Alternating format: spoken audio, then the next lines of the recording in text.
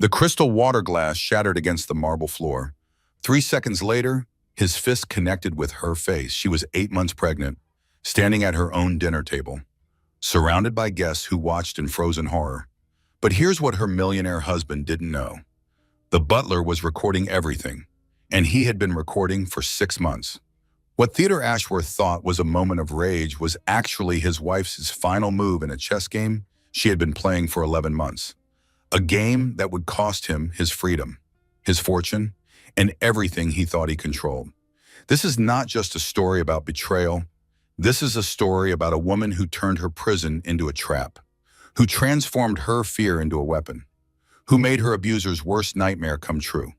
By the end of this story, you will understand why the most dangerous person in that mansion was not the man with the fists. It was the woman with the plan. The crystal water glass shattered against the marble floor 3 seconds before his fist connected with her face.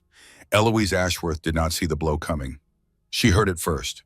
The crack of his knuckles against her cheekbone, then the taste of copper flooding her mouth. Her lip had split open.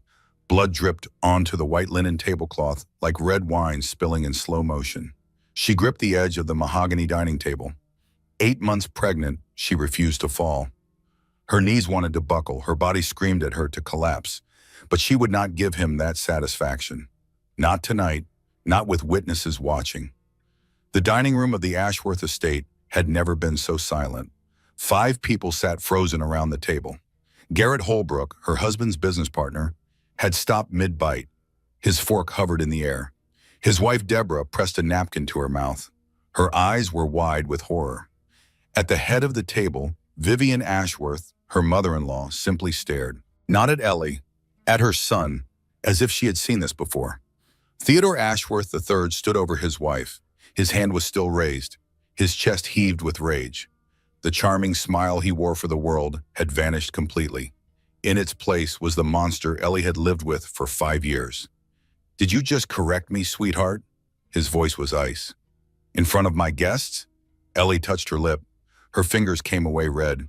She looked at the blood. Then she looked at Bernie. Bernard Whitmore stood by the sideboard. He had been the Ashworth family butler for 32 years. He was 58 years old. His posture was perfect. His expression was neutral. But his right hand rested on a silver serving tray. And beneath that tray, hidden from everyone's view, his phone was recording. Their eyes met for exactly 1 second. Bernie gave an almost imperceptible nod. Ellie turned back to her husband. "I apologize, Theodore. You were saying the Henderson property closed in March. I was mistaken. It had closed in September." She knew this because that property was part of his hidden assets. The ones he thought she knew nothing about. The ones that would destroy him in court. "That's right." Theodore smoothed his jacket. The charm flickered back into place like a light switch. "I was saying it closed in March. Garrett, you remember the paperwork?" Garrett cleared his throat. "Yes, March. Of course." No one looked at Ellie. No one acknowledged the blood now dripping onto her white maternity dress. No one mentioned the crack that had echoed through the formal dining room. The silence stretched. The grandfather clock in the corner ticked, ticked, ticked. Deborah Holbrook finally broke the tension. "Perhaps we should all take a breath. Ellie, dear, are you all right?" "I'm fine." Ellie's voice was steady. She had practiced that steadiness for years. "I should freshen up. Please excuse me." She walked out of the dining room. Her heels clicked against the marble. Each step sent pain shooting through her swollen feet. Her cheek throbbed. Her lip burned. But she kept walking. Through the hallway lined with oil paintings, past the grand staircase, into the powder room. She locked the door behind her. The mirror showed her exactly what she expected. A red welt forming on her cheekbone. A split lip already swelling. Eyes that had gone hollow years ago. She turned on the cold water, let it run over her trembling hands, pressed a damp towel to her face. Then she smiled. "Finally," she whispered to her reflection. "Finally, I have proof." 11 months of planning, 6 months of secret recordings, countless nights lying awake, waiting for the right moment. And now she had it. Video evidence of Theodore Ashworth III assaulting his 8 months pregnant wife, in front of witnesses, at his own dinner party. Her divorce lawyer was going to have a field day. The baby kicked, hard. Ellie pressed her hand to her belly. "I know, sweetheart," she murmured. "Mama's scared too, but we're going to be okay. We're going to get out." A soft knock at the door made her freeze. "Mrs. Ashworth?" Bernie's voice low and careful. "May I bring you some ice?" She unlocked the door. Bernie slipped inside. He carried a cloth napkin wrapped around ice cubes. But that was not why he had come. "I got everything," he said quietly. "The glass breaking, the strike, his words, your response, the silence afterward." Ellie took the ice, pressed it to her cheek. The cold was a relief. "Send it to Patricia tonight," she said. "Use the encrypted email." "Already done, Mrs. Ashworth. I sent it from the pantry." Patricia Callahan was the best divorce attorney in the state. She specialized in cases against powerful men. She had been building Ellie's case for 8 months, and now she had the evidence that would win it. "Thank you, Bernie." Ellie's voice cracked, just slightly. "I don't know what I would have done without you." The old butler's eyes softened. "You would have found another way, Mrs. Ashworth. You are stronger than you know." She did not feel strong. She felt exhausted, terrified. 8 months pregnant and bleeding in a powder room while her abuser entertained guests in the next room. But she also felt something something she had not felt in 5 years. Hope. "We should return," Bernie said. "Mr. Ashworth will become suspicious." Ellie nodded. She checked her reflection one more time, straightened her shoulders, composed her face into the mask she wore every day. When she walked back into the dining room, Theodore was laughing, telling a story about a golf game. Garrett was chuckling along. Deborah stared at her plate. Vivian sipped her wine and watched everything. "Darling," Theodore stood when he saw her. Ever the gentleman in public. "I am so sorry about earlier. I don't know what came over me. The stress of the Henderson deal. Please sit down. Let me pour you some water." "Thank you, Theodore." She took her seat. Let him fuss over her. Let him play the repentant husband. The other guests pretended nothing had happened. That was how it worked in their world. You did not acknowledge the ugly things. You did not speak of violence at dinner parties. You smiled and moved on and pretended everything was fine. But things were not fine.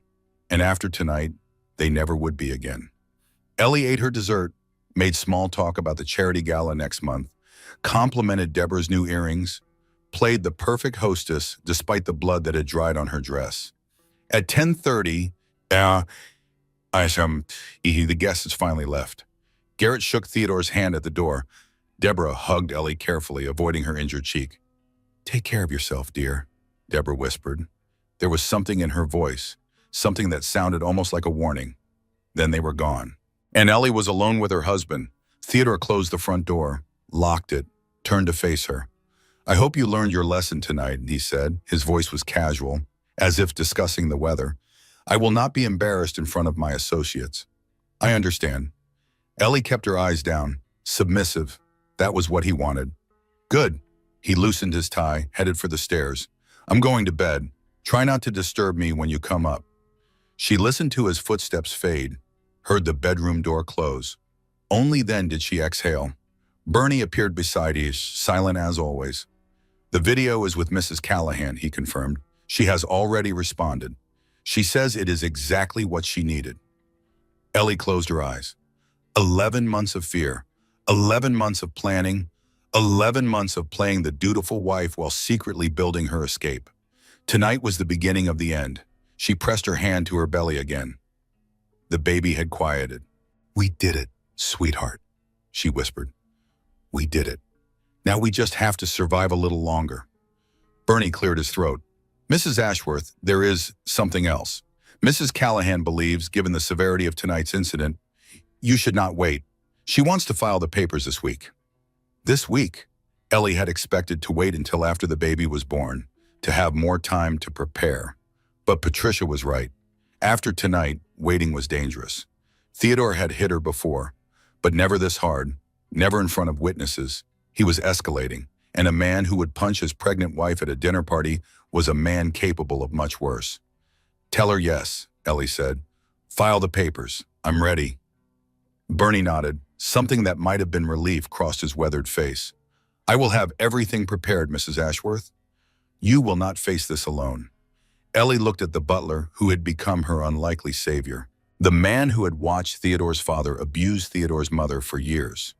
The man who had stayed silent when Margaret Ashworth died. The man who refused to stay silent again. I know I won't, Bernie. Thank you for everything. She climbed the stairs slowly. Her body ached. Her face throbbed. Her heart pounded with fear and anticipation. In the bedroom, Theodore was already asleep, snoring. His hands still smelled of expensive scotch when she passed by his side of the bed.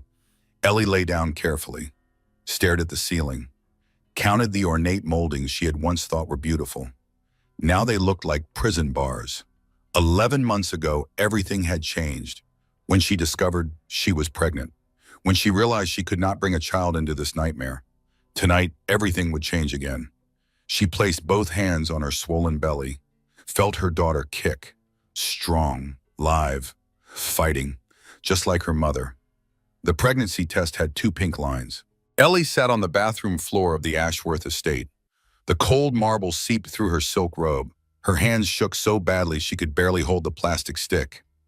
Pregnant. She was pregnant. She should have been happy. She and Theodore had been married for 3.5 years. A baby was the next logical step. The thing that was expected. The thing that would please his mother and silence the questions at charity events. Instead, she was terrified. Because 3 months ago, Theodore had hit her for the first time. She had burned dinner. A stupid mistake. She had been distracted by a phone call from her mother and forgotten to check the roast. The kitchen had filled with smoke. The fire alarm had screamed. Theodore had come home to chaos. And when Ellie apologized when she tried to explain, his hand had whipped across her face before she could finish her sentence.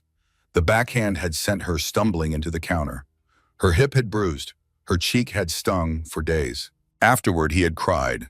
Actually cried.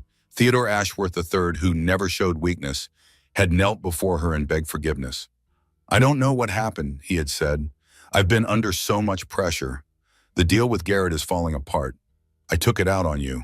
That was wrong. I am so sorry, Ellie. It will never happen again. She had believed him. God help her, she had believed him. He had bought her a diamond bracelet the next day, 3 carats. To remind you how much I love you, he had said.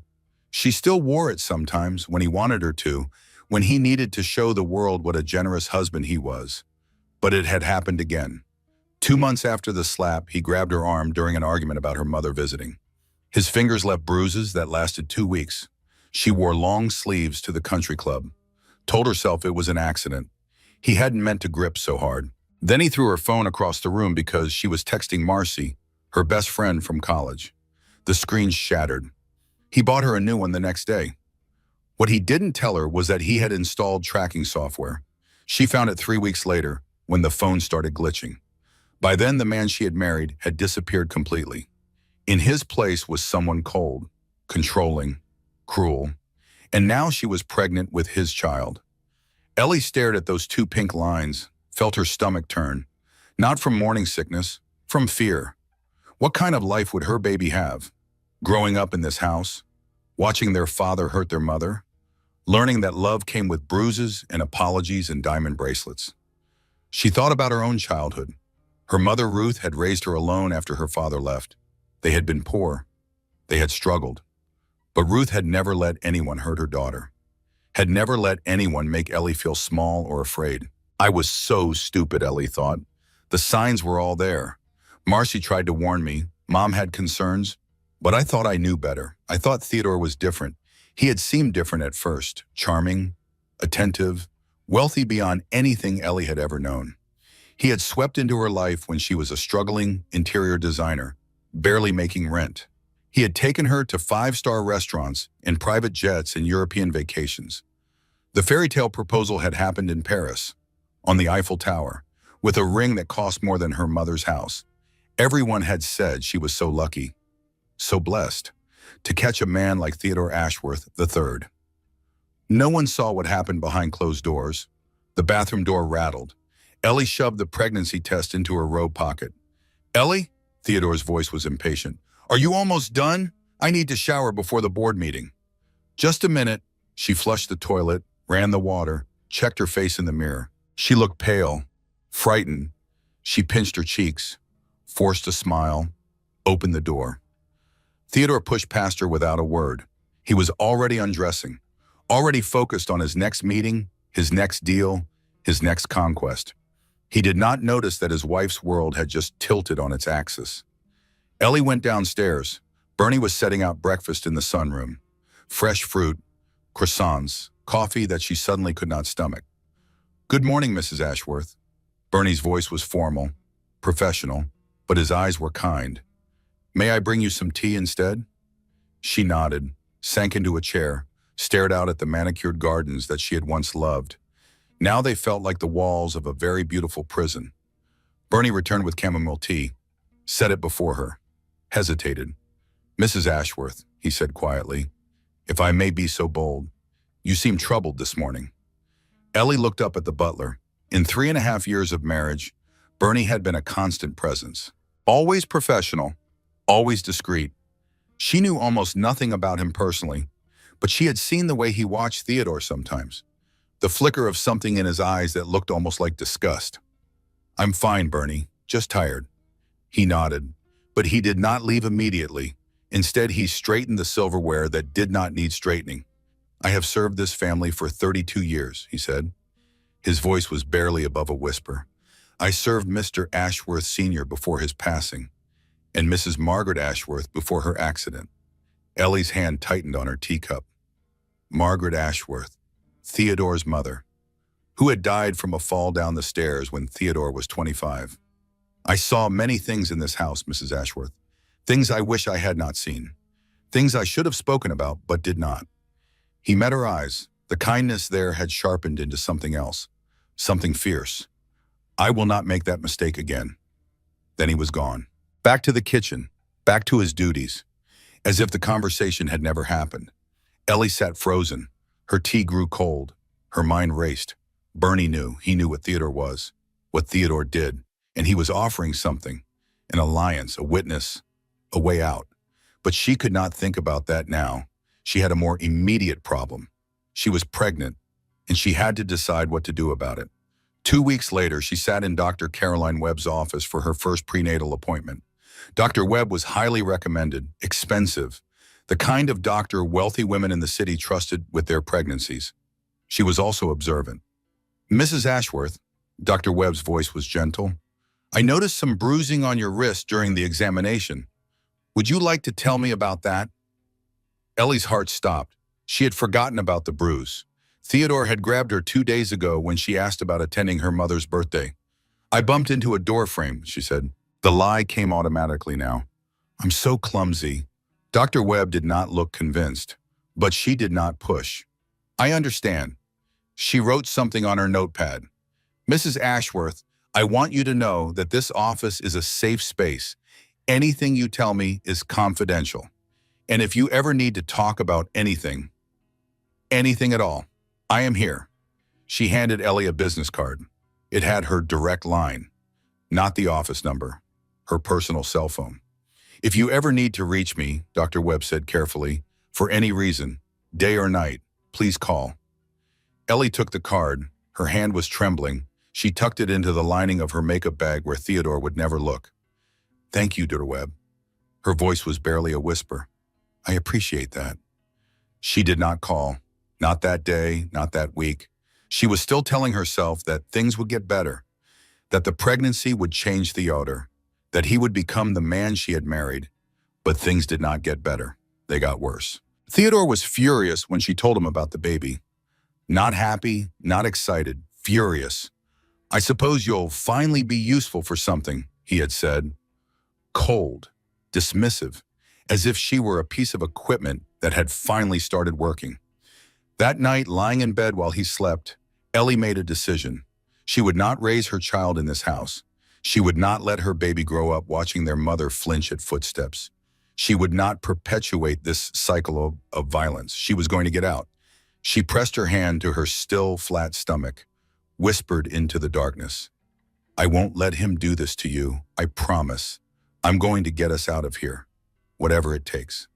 The next morning, she retrieved Dr. Webb's card from her makeup bag, stared at the number for a long time. Then she put it back. She was not ready yet. She needed a plan. She needed help. But for the first time in 3 years, she had something she had almost forgotten. She had hope. 3 months into her pregnancy, Ellie started planning in earnest. The challenge was enormous. Theodore controlled everything. Their joint bank accounts were in his name.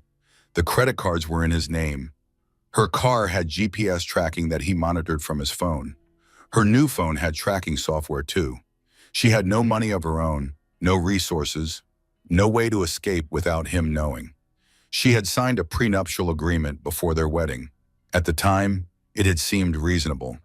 Theodore was wealthy, she was not. Of course he wanted to protect his assets. Now that agreement felt like a noose around her neck. If she divorced him, she would get nothing. A small settlement, enough to survive for a few months. Then she would be alone, pregnant, broke, unable to fight him for custody of their child. Theodore would use every resource at his disposal to destroy her. She had seen what he did to business rivals, the lawsuits, the smear campaigns, the systematic dismantling of careers and reputations. She could not fight him alone. She needed help. Bernie found her in the garden one afternoon. She was sitting on the stone bench by the roses, staring at nothing. Her hands were wrapped around her belly. "Mrs. Ashworth." Bernie approached carefully, like he was approaching a frightened animal. "May I speak with you?" She looked up. The butler stood before her. His posture was perfect as always, but there was something different in his expression. A decision had been made. "Of course, Bernie, what is it?" He sat down beside him. The first time in 3 years he had ever done so. The informality of it startled her.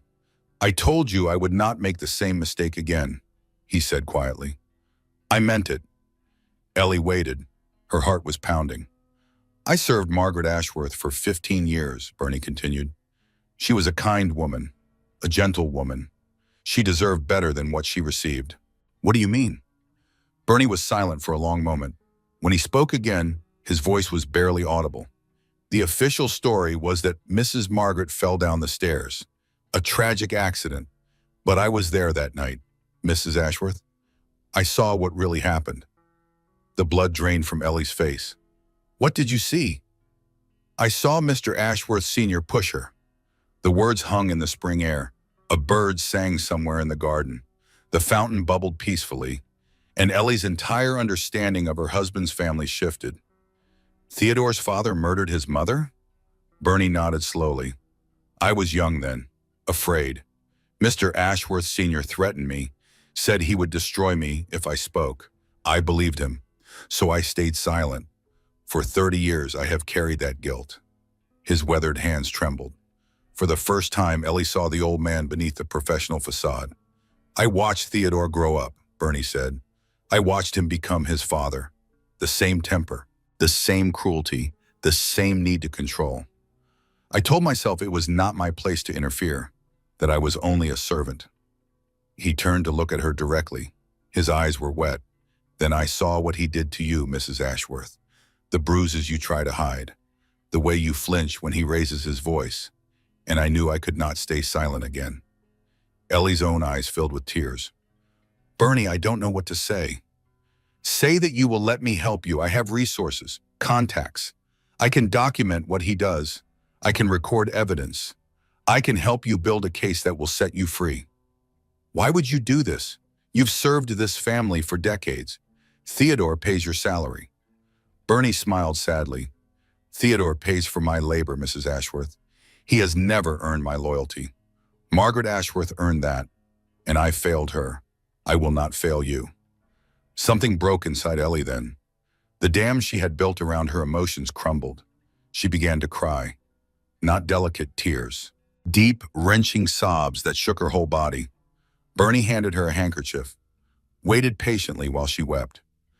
When she finally composed herself, she asked the obvious question. "What do we do?" "First, we document everything. I will set up recording devices in the common areas of the house. They will capture his outbursts, his violence, his threats. Nothing in the bedroom or bathroom. That would be inadmissible. But the living room and the dining room and his study, anywhere you might be alone with him where he loses control." "Is that legal?" "We are in a one-party consent state. As long as one person being recorded knows about it, it is legal. You will know. That is enough. Ellie nodded. Her mind was racing. What else? You need a lawyer, someone who specializes in divorcing powerful men, someone who cannot be bought or intimidated. Do you know anyone like that? Bernie almost smiled. I know exactly the person. Her name is Patricia Callahan. My sister works at a medical clinic that Mrs. Callahan has used in the past. I can arrange a meeting. Theodore will think you are attending a prenatal appointment. A prenatal appointment? So simple, so innocent. Theodore would never suspect. Bernie, if he finds out what we're doing, he will not find out. I have kept secrets in this house for 32 years, Mrs. Ashworth. I know how to be invisible. Ellie looked at the man before her. This quiet, unassuming butler who had witnessed decades of horror, who had stayed silent out of fear, who was now risking everything to help her escape. Thank you, she whispered. I don't know how I'll ever repay you. Seeing you and your child safe will be payment enough. Margaret would have wanted that. I know she would have. They sat together in the garden for a long time, planning, strategizing, building the framework of Ellie's escape. That night, she lay in bed next to Theodore, listened to his breathing, thought about the man he had become, the man he had always been.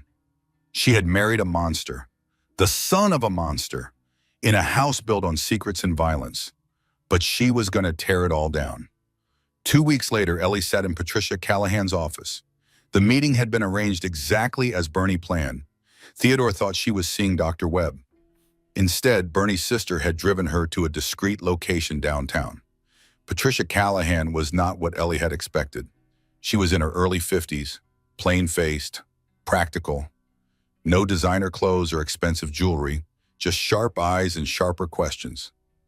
Tell me everything, Patricia said. From the beginning, don't leave anything out. So Ellie told her.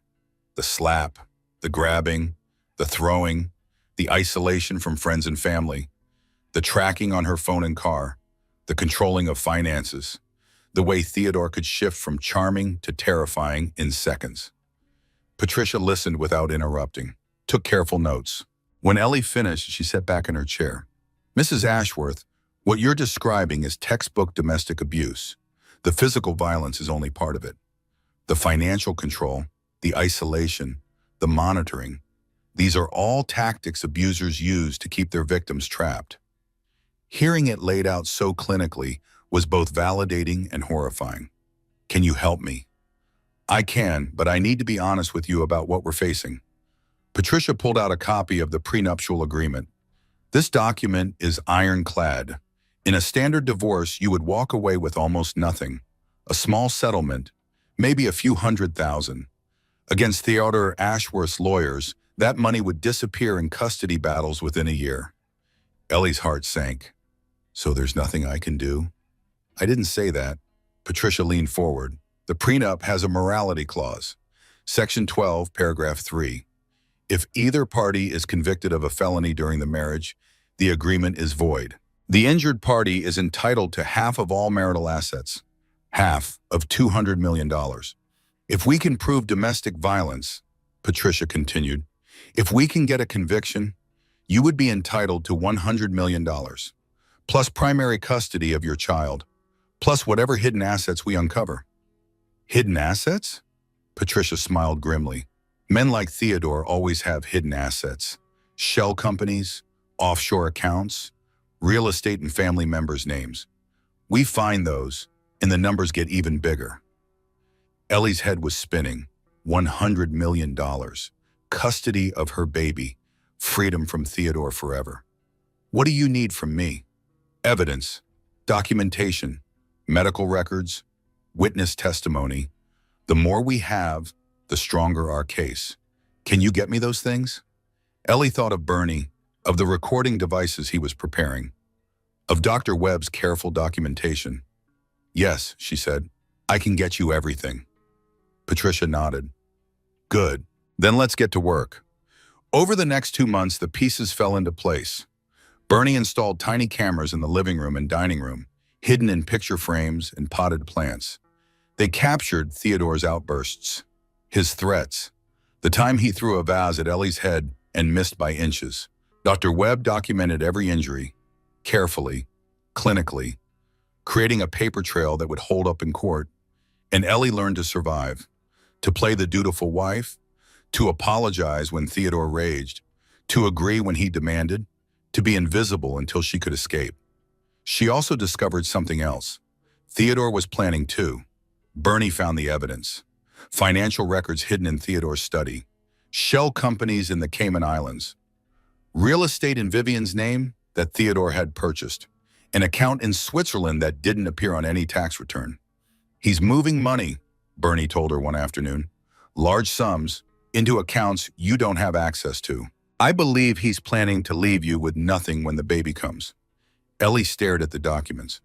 All those numbers, all those betrayals. He knew, she said slowly. He knew this marriage was failing, and he's been preparing to dispose of me. It appears so, Mrs. Ashworth. She should have been devastated. Instead, she felt something cold and hard settle in her chest. He thought he was the smart one. He thought she was just a pretty wife who would do as she was told. He had no idea what she was capable of. Send copies of everything to Patricia, she said, and keep looking. There's probably more. Yes, Mrs. Ashworth. Bernie paused at the door. If I may say so, Mrs. Ashworth. You are handling this remarkably well. Ellie smiled. It was not a nice smile. My husband thinks he's going to destroy me, Bernie. He's wrong. I'm going to destroy him first. The mistress had a name, Savannah Pierce, 29 years old, interior designer. Blonde, beautiful. Working on the Ashworth corporate offices for 8 months. 8 months, the same length of time Ellie had been pregnant. Bernie had found the receipts. Hotel rooms at the Grand Marquis downtown, jewelry from Tiffany's. An apartment lease on the Upper East Side paid for through one of Theodore's shell companies. Theodore had been cheating on her throughout her entire pregnancy. While she was sick with morning sickness, he was with Savannah. While she was going to prenatal appointments, he was buying his girlfriend diamonds. While she was decorating the nursery, he was setting up a love nest. Ellie sat in the guest bedroom that had become her secret planning room. The documents were spread before her. Credit card statements, hotel invoices, the apartment lease with Savannah's name on it. She should have felt devastated, heartbroken, betrayed. Instead, she felt clarity. He was planning our baby's nursery while buying her an apartment. He touched my belly at night and touched her during the day. I was being replaced before I'd even given birth. The rage that had been building for months crystallized into something cold and useful. Not the hot anger that led to mistakes. The cold anger that led to victory. She called Patricia that evening. Theodore was at a business dinner that she now knew meant Savannah's apartment. We have more evidence, she said. He's having an affair. That's useful but not criminal, Patricia replied. However, the apartment paid for through a shell company is financial misconduct. The hidden assets are fraud. We're building a very strong case, Ellie. There's something else I want to do. What's that? I want to meet her, Savannah Pierce. Patricia was silent for a moment. That could be dangerous. If Theodore finds out, he won't. I have a plan. The plan was simple. Bernie would arrange the meeting, a coffee shop in a neighborhood Theodore never visited. Ellie would go alone, and she would turn her husband's mistress into another ally. It was risky. Savannah could be loyal to Theodore. She could tell him about the meeting. She could ruin everything. But Ellie had been watching. Savannah was 29, young, impressionable, probably believing Theodore's lies about his marriage, about his wife, about his intentions. Women like Savannah didn't fall for married men because they were evil. They fell because they were lied to, manipulated, told that the wife was crazy or cold or already out the door. Ellie knew those lies because Theodore had told them to her, about his first girlfriend, about his college sweetheart, about every woman who had come before. Savannah was not the enemy, Theodore was, and Ellie was going to show her the truth. The meeting happened on a Tuesday afternoon. Ellie wore a loose coat that hid her pregnancy. She arrived at the coffee shop early, chose a booth in the back, ordered tea she didn't intend to drink. Savannah Pierce walked in at exactly 2:15. She was even prettier in person, tall, slim, designer clothes that Theodore had probably paid for. She looked nervous, defensive, ready for a confrontation. Ellie stood, extended her hand. "Thank you for coming, Savannah. Please sit down." Savannah hesitated, then slid into the booth across from her. Her eyes darted around the cafe, looking for cameras, for witnesses, for Theodore. "I don't know what you think you're going to accomplish with this," Savannah said. Her voice was sharp but uncertain. "Theodore told me about you, about your mental problems, about how you've been trying to trap him." Ellie almost laughed. Mental problems. Of course, that was the story Theodore would tell. "Let me ask you something, Savannah. Has Theodore ever grabbed you hard enough to leave bruises?" The color drained from Savannah's face. Just for a second. Then the defensive mask returned. "I don't know what you're talking about. Has he ever thrown something at you when he was angry? A phone, a glass, maybe just shoved you into a wall during an argument?" Savannah's hand trembled around her coffee cup.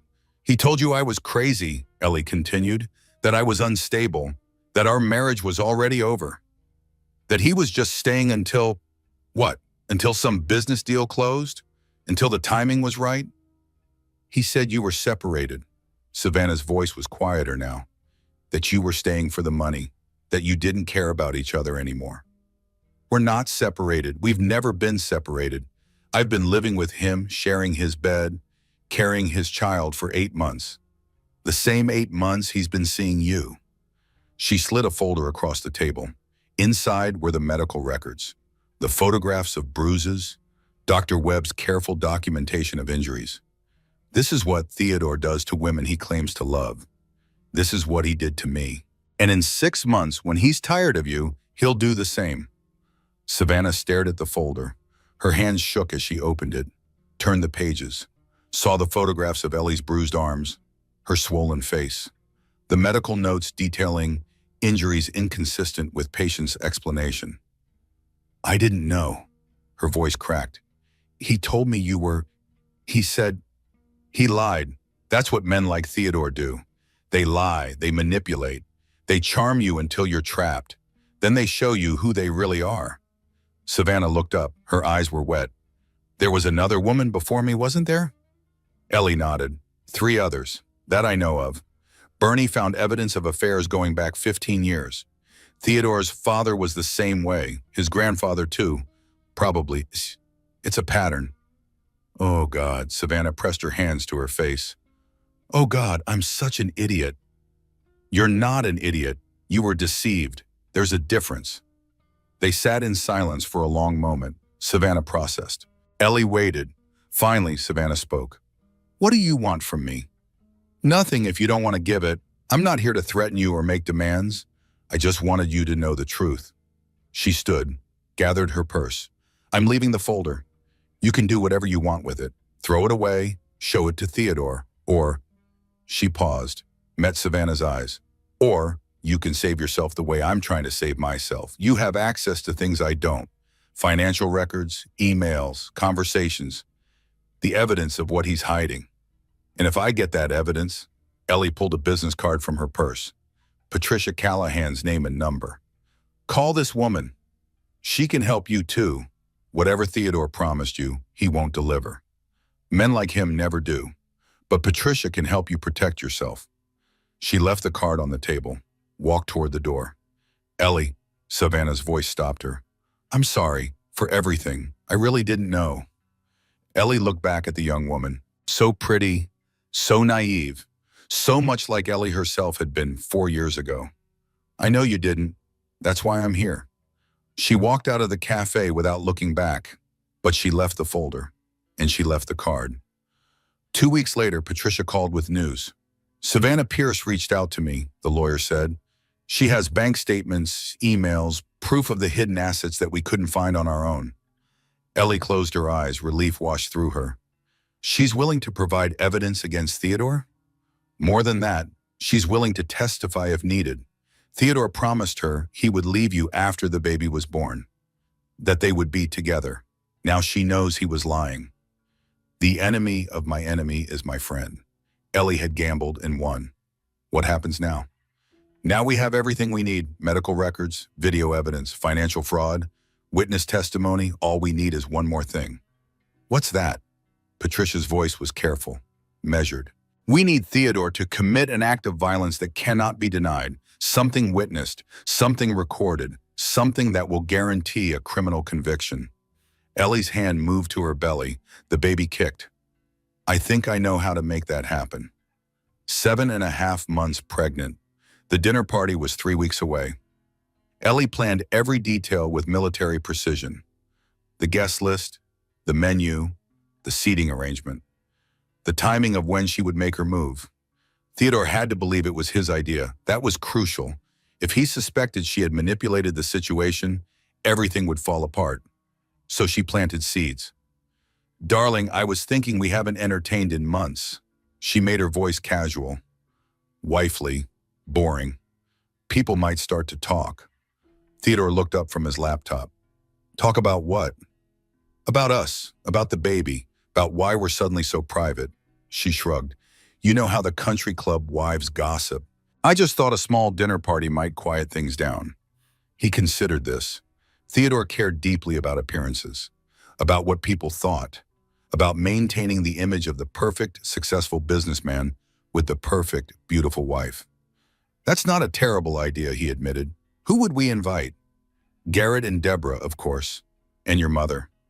Just a small, intimate gathering. Theodore nodded slowly. Garrett has been asking about coming over. He wants to discuss the Henderson development. The Henderson development, the property that had closed in September, not March. The property that was part of Theodore's hidden assets. The property he thought Ellie knew nothing about. Perfect, she said sweetly. I'll have Bernie arrange everything. The date was set for the following Saturday. Ellie threw herself into preparations with visible enthusiasm. Theodore was pleased. His wife was finally being useful, finally performing her role properly. He had no idea what she was really preparing. Bernie installed 3 additional cameras in the dining room, tiny, invisible, undetectable. They captured multiple angles. The one on his phone would record audio. The others would provide visual evidence from every direction. Patricia reviewed the plan. It's risky, she said during their phone call. If he doesn't react the way you expect, he will. I know my husband. I know exactly what triggers him. And if he hurts you badly, if something happens to the baby? Ellie's hand pressed against her stomach. The baby was active today, kicking, squirming, fighting. I'll be careful. I'll position myself near the table. If he strikes, I'll brace myself against it. The witnesses will intervene before he can do real damage. You're very brave, Ellie. I'm not brave. I'm desperate. There's a difference. The week before the dinner party, Theodore found out about her meeting with Savannah. Ellie never discovered how. Perhaps Savannah mentioned it to someone. Perhaps one of Theodore's contacts saw them at the cafe. It didn't matter. What mattered was the explosion that followed. Theodore came home from work at 7:15. His footsteps were heavy on the marble. Ellie heard them from the sitting room. Heavy meant danger. She had learned that years ago. She stood, prepared herself. What the hell is wrong with you? He was in the doorway. His face was red. A vein pulsed in his forehead. Theodore, I don't understand. You met with her, with that Pierce woman behind my back. Ellie kept her voice calm, confused, innocent. I don't know what you're talking about. Don't lie to me. He crossed the room in 3 strides, grabbed her shoulders, shook her. Someone saw you at a coffee shop downtown, chatting with my interior designer like old friends. Theodore, you're hurting me. His grip tightened. What did you tell her? What lies did you spread? I didn't tell her anything. I was just having coffee. She happened to be there. We exchanged pleasantries. Liar. He shoved her away. She stumbled, caught herself on the arm of the sofa. Her hands went instinctively to her belly. If you embarrass me, Theodore hissed, if you say one word to anyone about our private business, I will destroy you. You'll never see that baby. You'll die homeless and alone. Do you understand me? Yes, her voice was small, submissive, exactly what he wanted. I understand. He stared at her for a long moment. The rage flickered, dimmed. The mask started to slide back into place. Good. Now stop crying and clean yourself up. You look pathetic. He left. His footsteps echoed down the hallway. The door to his study slammed. Ellie sank onto the sofa. Her whole body was shaking. But she wasn't crying, she was thinking. Bernie appeared in the doorway. His phone was in his hand. "I recorded everything," he said quietly. "Every word, every threat. Send it to Patricia. Add it to the file." "Mrs. Ashworth, are you certain about Saturday? He's escalating. The danger—" "I know the danger, Bernie." She looked up at him. Her eyes were dry, cold, determined. "That's exactly why Saturday has to happen. If I don't end this now, he will end me." Bernie nodded slowly. "Very well, Mrs. Ashworth. I will be ready." She spent the rest of the week preparing. Not for the dinner party, for its aftermath, a bag packed with essentials hidden in Bernie's car, documents copied and stored with Patricia, a safe house arranged through Bernie's contacts, a burner phone with only 3 numbers programmed: Patricia, Bernie, and Dr. Webb. Theodore noticed nothing. He was distracted by business, by the Henderson deal that was apparently more complicated than expected, by whatever else occupied his mind. He did not notice that his wife was preparing for war. The morning of the dinner party, Ellie woke early. Theodore was already gone. "A breakfast meeting," he said. "Probably Savannah's apartment." She showered slowly, dressed carefully. The white maternity dress she had chosen was perfect, pure, innocent, the image of pregnant vulnerability. Bernie had pressed it that morning. His hands had trembled slightly. "Are you certain, Mrs. Ashworth?" "I'm certain, Bernie. Tonight everything changes." She descended the stairs at 5:30. The dining room was immaculate. Fresh flowers, crystal glasses, the good china that was only used for special occasions. 3 cameras hidden in the corners. 1 phone ready to record audio. Witnesses arriving in 2 hours. Ellie sat at the empty table, ran her fingers along the white linen cloth. By midnight, there would be blood on this cloth, her blood. But it would be the last time Theodore ever touched her. She pressed her hand to her belly. The baby was quiet, resting. "Just a few more hours, sweetheart," she whispered. "Then we're free." The first guest arrived at 7:45. Vivian Ashworth swept into the dining room in a cloud of lavender perfume. She wore diamonds and disapproval in equal measure. "Eloise, she air-kissed both of Ellie's cheeks. "You look enormous. How much longer until you're due?" 5 weeks, Vivian." I was much smaller when I carried Theodore, but then I watched my diet carefully."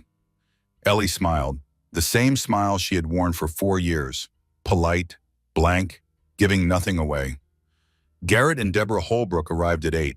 Garrett was Theodore's oldest business partner, 50 years old, distinguished gray at his temples. He shook Ellie's hand with practiced courtesy. Deborah was warmer. She hugged Ellie carefully, mindful of the pregnancy. "You look beautiful, dear. Pregnancy suits you." "Thank you, Deborah. Please come in. Theodore should be down shortly." Theodore appeared at 8:15. He had changed into a fresh suit. His smile was brilliant, charming. The Theodore the world saw at charity galas and board meetings. "Garrett, Deborah, thank you for coming." He clasped Garrett's hand, kissed Deborah's cheek. "Mother, you look radiant as always." The performance was flawless, as it always was. They moved to the dining room. Bernie served wine. Ellie declined, citing the pregnancy. Theodore drank freely. 1 glass, 2, 3. The conversation flowed. Business ventures, real estate deals, charity committees, the empty chatter of wealthy people with nothing real to say. Ellie played her part. She laughed at Theodore's jokes. She agreed with Vivian's pronouncements. She complimented Deborah's jewelry and listened to Garrett's golf stories. Bernie stood by the sideboard. His hand rested on the silver tray. Beneath it, his phone recorded everything. By 9:30, Theodore was on his 5th glass of wine. His voice was louder, his gestures broader, the careful control starting to slip. Garrett was telling a story about the Henderson property, something about a zoning dispute, a delay in construction. "It closed in March, didn't it?" Garrett said. "I remember because it was right before my daughter's birthday." "That's right," Theodore nodded. "March. The paperwork was a nightmare." Ellie saw her opening. "I thought it was September." Her voice was casual, innocent, just making conversation. The room went quiet. Theodore turned to look at her. His smile didn't change, but something shifted in his eyes. "What did you say, sweetheart?" "The Henderson property. I thought you mentioned it closed in September, but I must be mistaken." She knew she wasn't mistaken. She had seen the documents.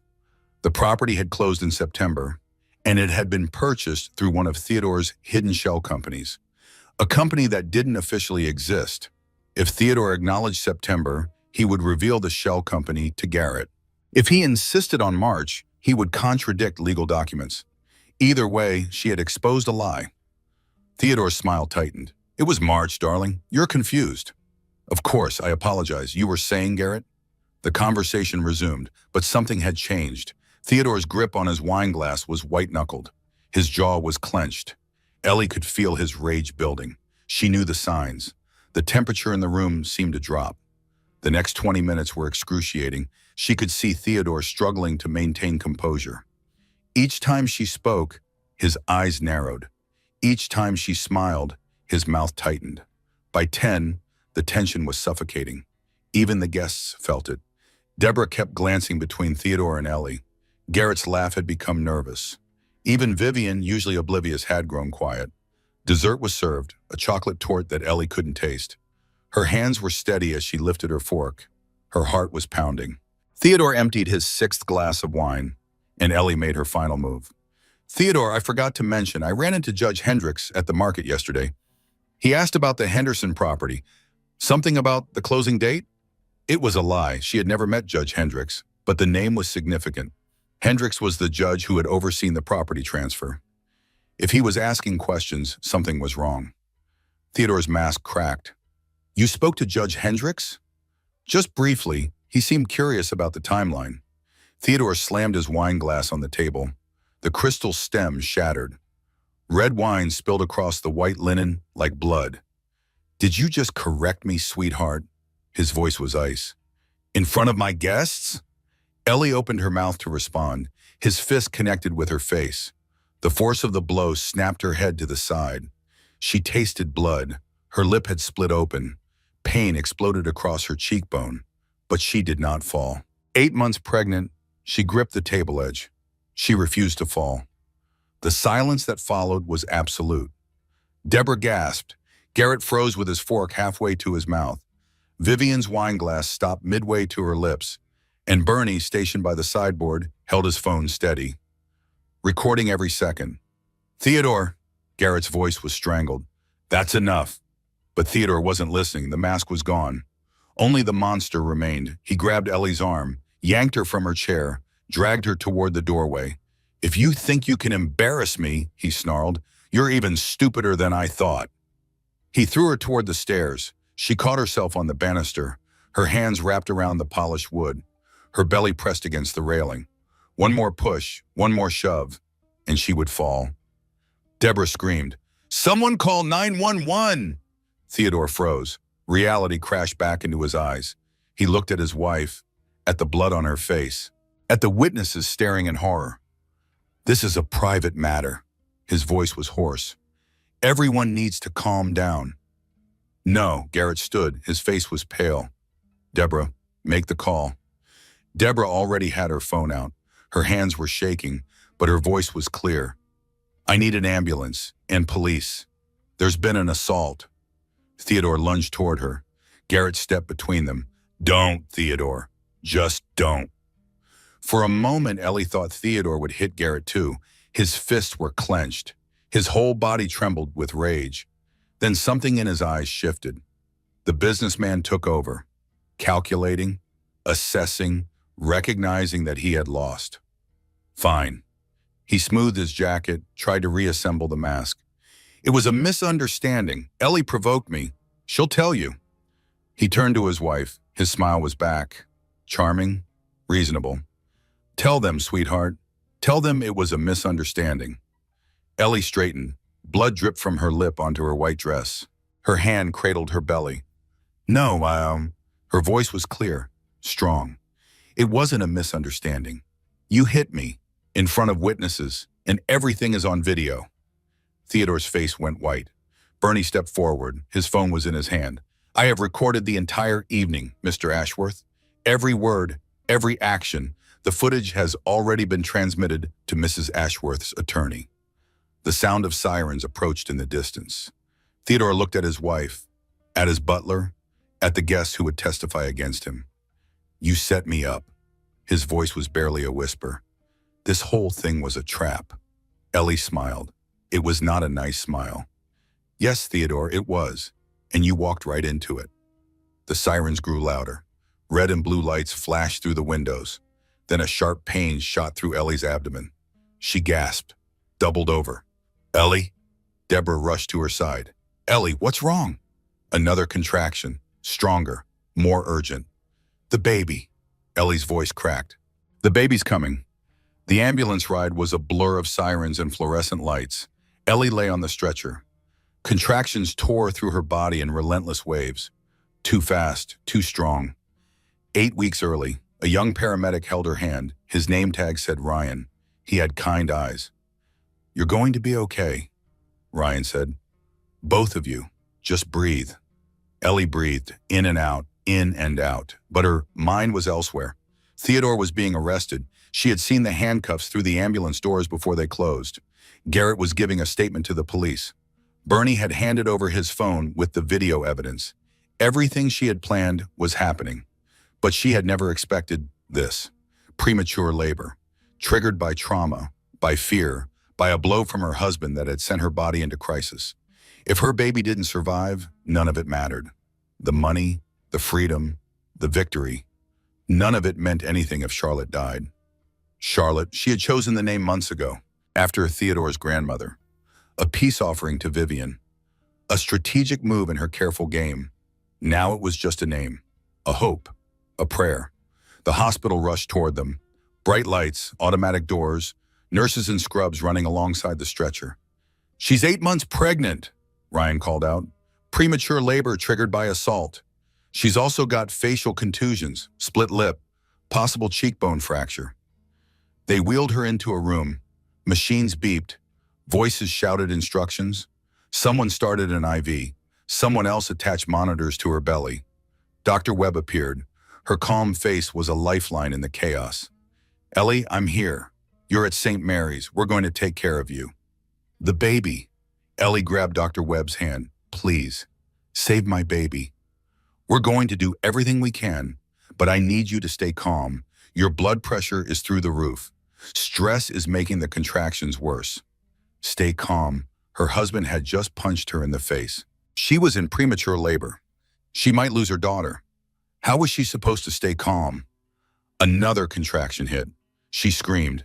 The pain was unbearable, worse than anything Theodore had ever done to her. She's at 8 centimeters, someone said. We need to prep for delivery.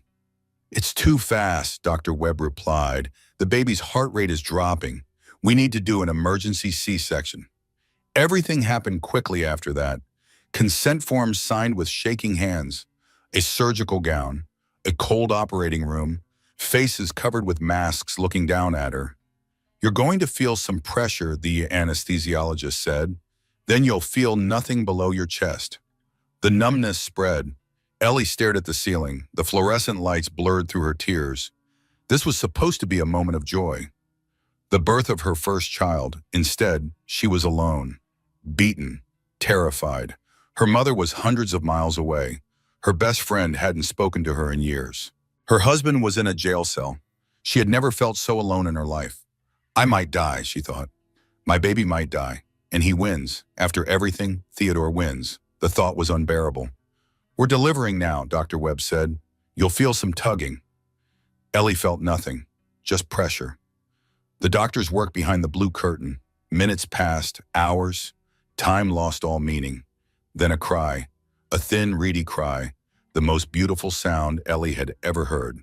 She's out, Dr. Webb announced. She's alive. Ellie tried to sit up, couldn't move. The anesthesia held her in place. Is she okay, please? Is my baby okay?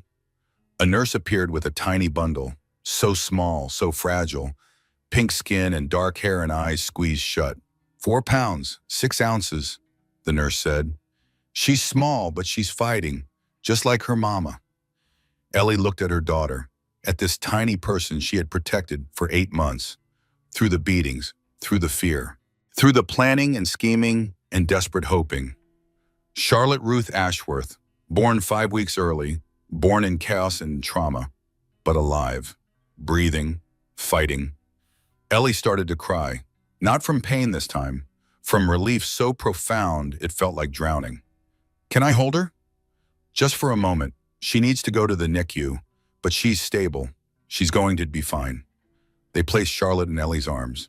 She was so light, like holding a whisper. Hi, baby, Ellie whispered. I'm your mama. I'm so sorry for everything. But we made it. We got out. Charlotte opened her eyes, blue, like her father's, but there was nothing of Theodore in that gaze. Just innocence. Just possibility. A nurse gently took the baby. We'll bring her back as soon as she's settled. You need to rest now. Rest. Ellie almost laughed. She had just escaped a monster, given birth by emergency surgery, had her face smashed in by her husband, but her daughter was alive, and Theodore was in jail. And Bernie had the video that would destroy him. For the first time in 5 years, Ellie let herself believe it. She was going to be okay. They both were. The anesthesia pulled her under. The fluorescent lights faded. The beeping machines grew distant. Her last thought before unconsciousness was simple. We won. She woke alone. The hospital room was quiet. Gray morning light filtered through the blinds. Machines beeped steadily. Her abdomen ached where they had cut her open. She was alive. She had survived. But the room was empty.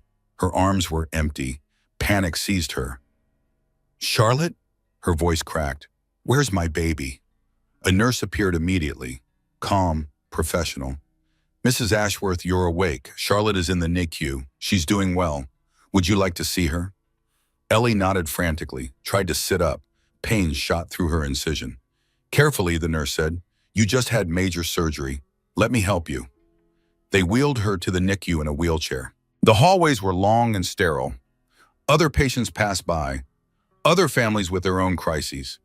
None of them knew what Ellie had endured. None of them could see the bruises hidden beneath her hospital gown. The NICU was filled with incubators, tiny babies, tiny lives fighting for every breath. Ellie had never seen anything so heartbreaking and hopeful at the same time. Charlotte was in the third incubator. She wore a tiny diaper and a knit cap. Wires connected her to monitors, but her chest rose and fell steadily. Her tiny fists curled and uncurled. She's beautiful, the nurse said. Strong vital signs. She's a fighter. Ellie pressed her hand against the incubator glass. Her daughter's hand was smaller than her thumb. I'm here, Charlotte, she whispered. Mama's here. I'm not going anywhere.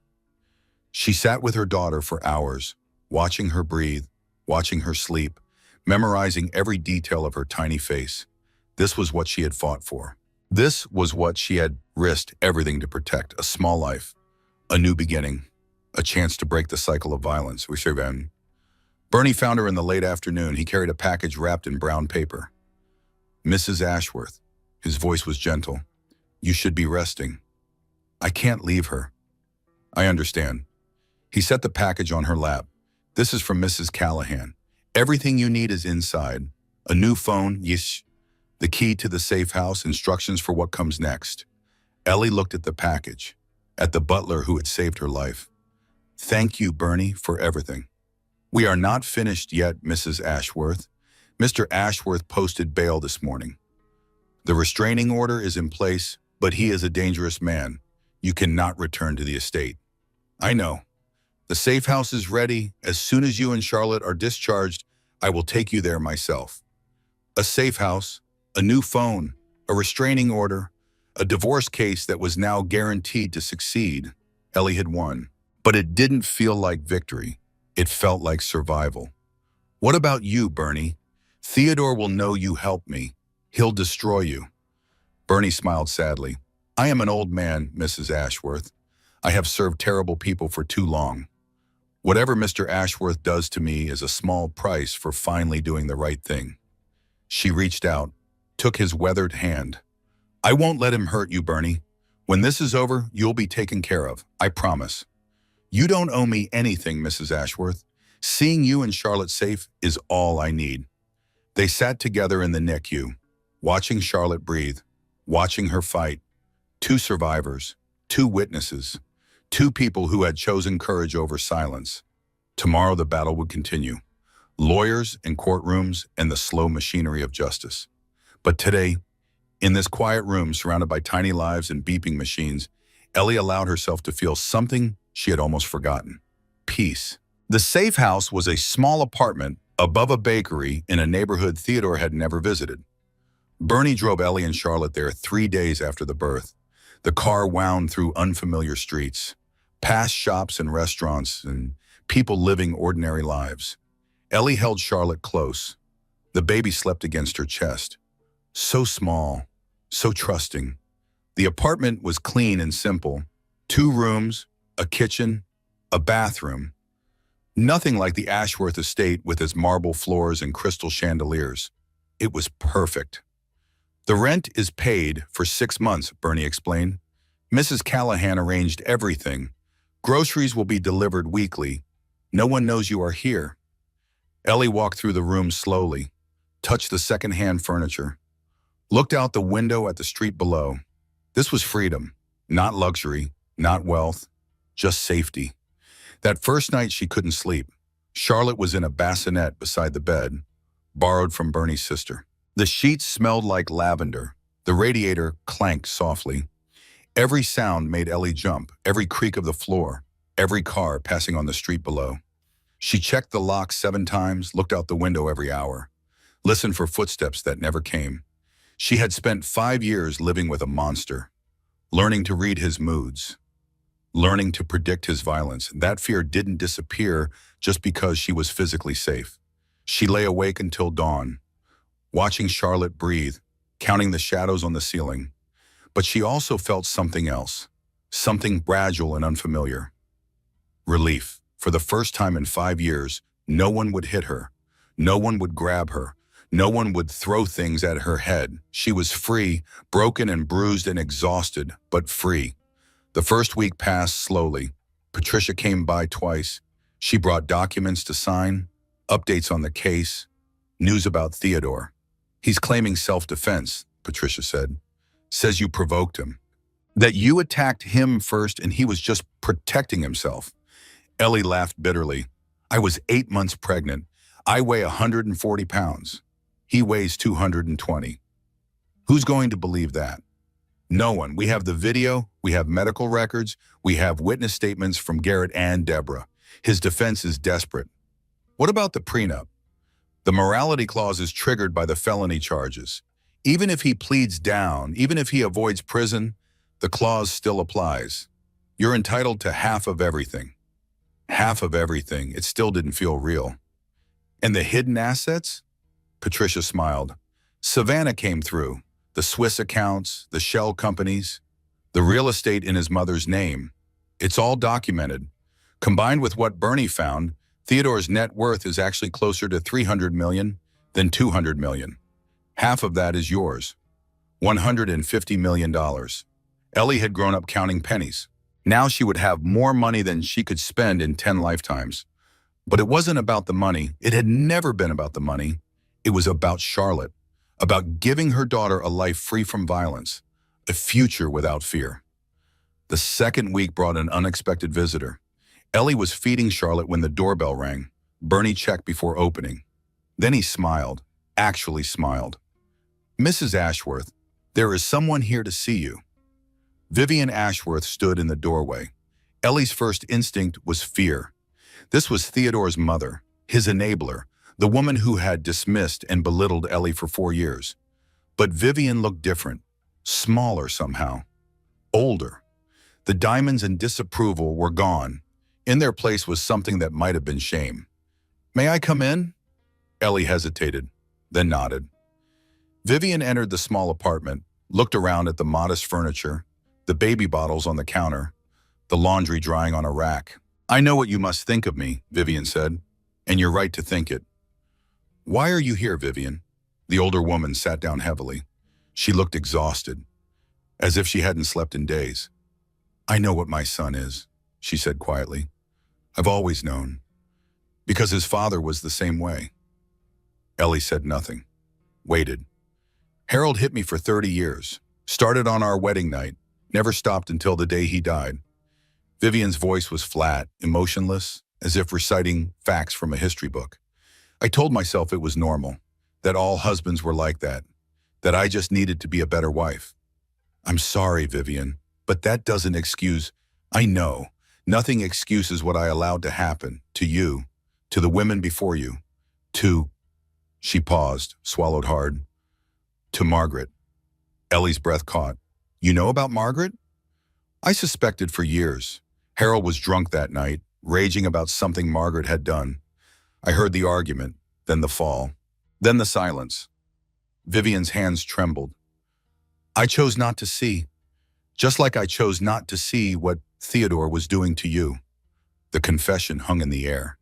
2 generations of violence, 2 generations of silence. Why are you telling me this now? Vivian reached into her purse, pulled out a flash drive. This contains 30 years of financial records. Every asset Harold and Theodore have hidden. Every shell company, every offshore account, every piece of real estate they thought no one knew about. Ellie stared at the flash drive. You're betraying your own son. My son is a monster, just like his father. And I helped create that monster by staying silent, by looking away, by pretending everything was fine. Vivian's eyes were wet. I won't do it anymore. I can't undo 30 years of cowardice, but I can do this. She held out the flash drive. Take it, use it. Make Theodore pay for what he's done. And maybe that will make up for some of what I failed to do. Ellie took the flash drive. It weighed almost nothing, but it contained the power to destroy the Ashworth Empire. Thank you, Vivian. The older woman stood, straightened her coat, tried to reassemble the dignity she had worn like armor for so long. I don't deserve your thanks. I deserve your hatred. She looked at Charlotte, sleeping peacefully in her bassinet. Take care of that baby. Give her a better life than I gave my son. Break this cycle before it breaks anyone else. She left without another word. Bernie closed the door behind her. Ellie sat holding the flash drive, thinking about cycles, about patterns, about the violence that passed from generation to generation. Theodore's grandfather had probably hit his wife. His father had killed his mother. Theodore had beaten Ellie. But it ended here. It ended now. Charlotte would never learn that love came with bruises, would never flinch at footsteps, would never count the minutes until her father's rage passed. Ellie would make sure of that. She sent the flash drive to Patricia that afternoon. The lawyer called back within the hour. This is incredible, Patricia said. There's evidence of tax fraud, money laundering, securities violations. Theodore isn't just looking at assault charges anymore. He's looking at federal prison. How long? Years, possibly decades. And with this evidence, the prenup becomes almost irrelevant. Between the domestic violence and the financial crimes, you could walk away with everything. Everything. The word echoed in Ellie's mind. She looked around the small apartment, at her daughter sleeping peacefully, at the simple life she had built in 3 weeks. She didn't need everything. She just needed enough. Enough to raise Charlotte, enough to start over, enough to never be afraid again. Patricia, I don't want to drag this out. I don't want years of court battles. What's the fastest way to end this? A plea deal. Theodore pleads guilty to the assault charges, accepts the dissolution of the prenup, walks away with whatever assets we agree to let him keep. Will he take it? After he sees what his mother gave us, he won't have a choice. Ellie nodded to herself. The end was in sight. Make the offer. Let's finish this. The courthouse stood at the corner of Main Street and Justice Avenue. Ellie found that fitting. Justice Avenue, as if the universe had arranged everything perfectly for this moment. She arrived at 8:30 on the first day of trial. The morning was crisp. October wind tugged at her navy blue coat. Reporters gathered on the steps like vultures waiting for carry-on. Patricia met her at the side entrance. A security detail flanked them both. 2 former police officers that Patricia had hired specifically for this trial. Are you ready? Patricia asked. No. Ellie adjusted her simple pearl earrings, the only jewelry she wore. But I'm going anyway. The courtroom was already filling when they entered. Reporters in the back rows, curious spectators who had lined up since dawn. A few familiar faces scattered throughout. Garrett Holbrook sat in the 3rd row. He nodded at Ellie when their eyes met. Not a smile, just acknowledgement. He had aged 10 years in the past 6 months. Deborah sat beside him. Her hand gripped her husband's arm. She looked like she hadn't slept in weeks. Vivian Ashworth was there too, in the very last row, dressed in black as if attending a funeral. Perhaps she was. Theodore entered through a side door at 9:15. Ellie hadn't seen him since the night of the dinner party. 6 months of restraining orders and legal proceedings had kept them apart. He looked diminished somehow, thinner, paler. The expensive suit hung loose on his frame. The confident swagger was gone. But when his eyes found Ellie across the courtroom, the hatred was still there. Burning, undiminished. She held his gaze, did not look away. "I am not afraid of you anymore," she thought. "You have no power over me." Theodore looked away first. The judge entered, the Honorable Margaret Chen, 63 years old, known for her strict adherence to procedure and her intolerance for theatrics. "All rise." The courtroom stood. The ritual began. The State versus Theodore Ashworth III, case number 7429. The defendant is charged with assault in the second degree, domestic violence, and child endangerment. How does the defendant plead? Theodore's lawyer stood. James Whitfield, the most expensive defense attorney in the state. Theodore had paid him $500,000 to make this go away. "Not guilty, Your Honor." The words hit Ellie like a physical blow. Not guilty. After everything. After the video, after the witnesses, after the medical records. He was going to fight. Patricia had warned her this might happen. Theodore's ego wouldn't allow him to plead guilty, to admit fault, to accept that he had been caught. But hearing those words in the courtroom made it real. This was going to be a war. The prosecution began with opening statements. Assistant District Attorney Rachel Morrison laid out the case methodically. The evidence will show that Theodore Ashworth III engaged in a pattern of systematic abuse against his wife. The evidence will show that on the night of September 14th, he struck his 8 months pregnant wife in the face in front of 5 witnesses. The evidence will show that his assault triggered premature labor, endangering the life of his unborn child. She paused, looked at the jury. The evidence will show that this was not an isolated incident. It was the culmination of years of violence. And thanks to the courage of his victim and the diligence of a witness who could no longer stay silent, we have irrefutable proof. The defense countered with predictable arguments. Theodore was a respected businessman, a pillar of the community, a man under tremendous stress who had made a single mistake. "My client is not a monster," Whitfield declared. "He is a human being who lost control for a moment he deeply regrets. The prosecution wants you to believe this was a pattern, but the evidence will show otherwise." Ellie listened to the lies with a calm she didn't know she possessed. She had heard them all before. Every excuse, every justification, every attempt to minimize what Theodore had done. But this time, the truth would win. The first witness was Bernard Whitmore. Bernie walked to the stand with the dignity of a man who had finally found peace. He wore his best suit, the one he saved for special occasions. "Please state your name and occupation for the record." "Bernard James Whitmore. I was employed as butler for the Ashworth family for 32 years. And in that capacity, did you have occasion to observe the defendant's behavior toward his wife?" "Yes. I observed many incidents of verbal and physical abuse over the course of their marriage." The prosecution guided Bernie through his testimony with careful precision.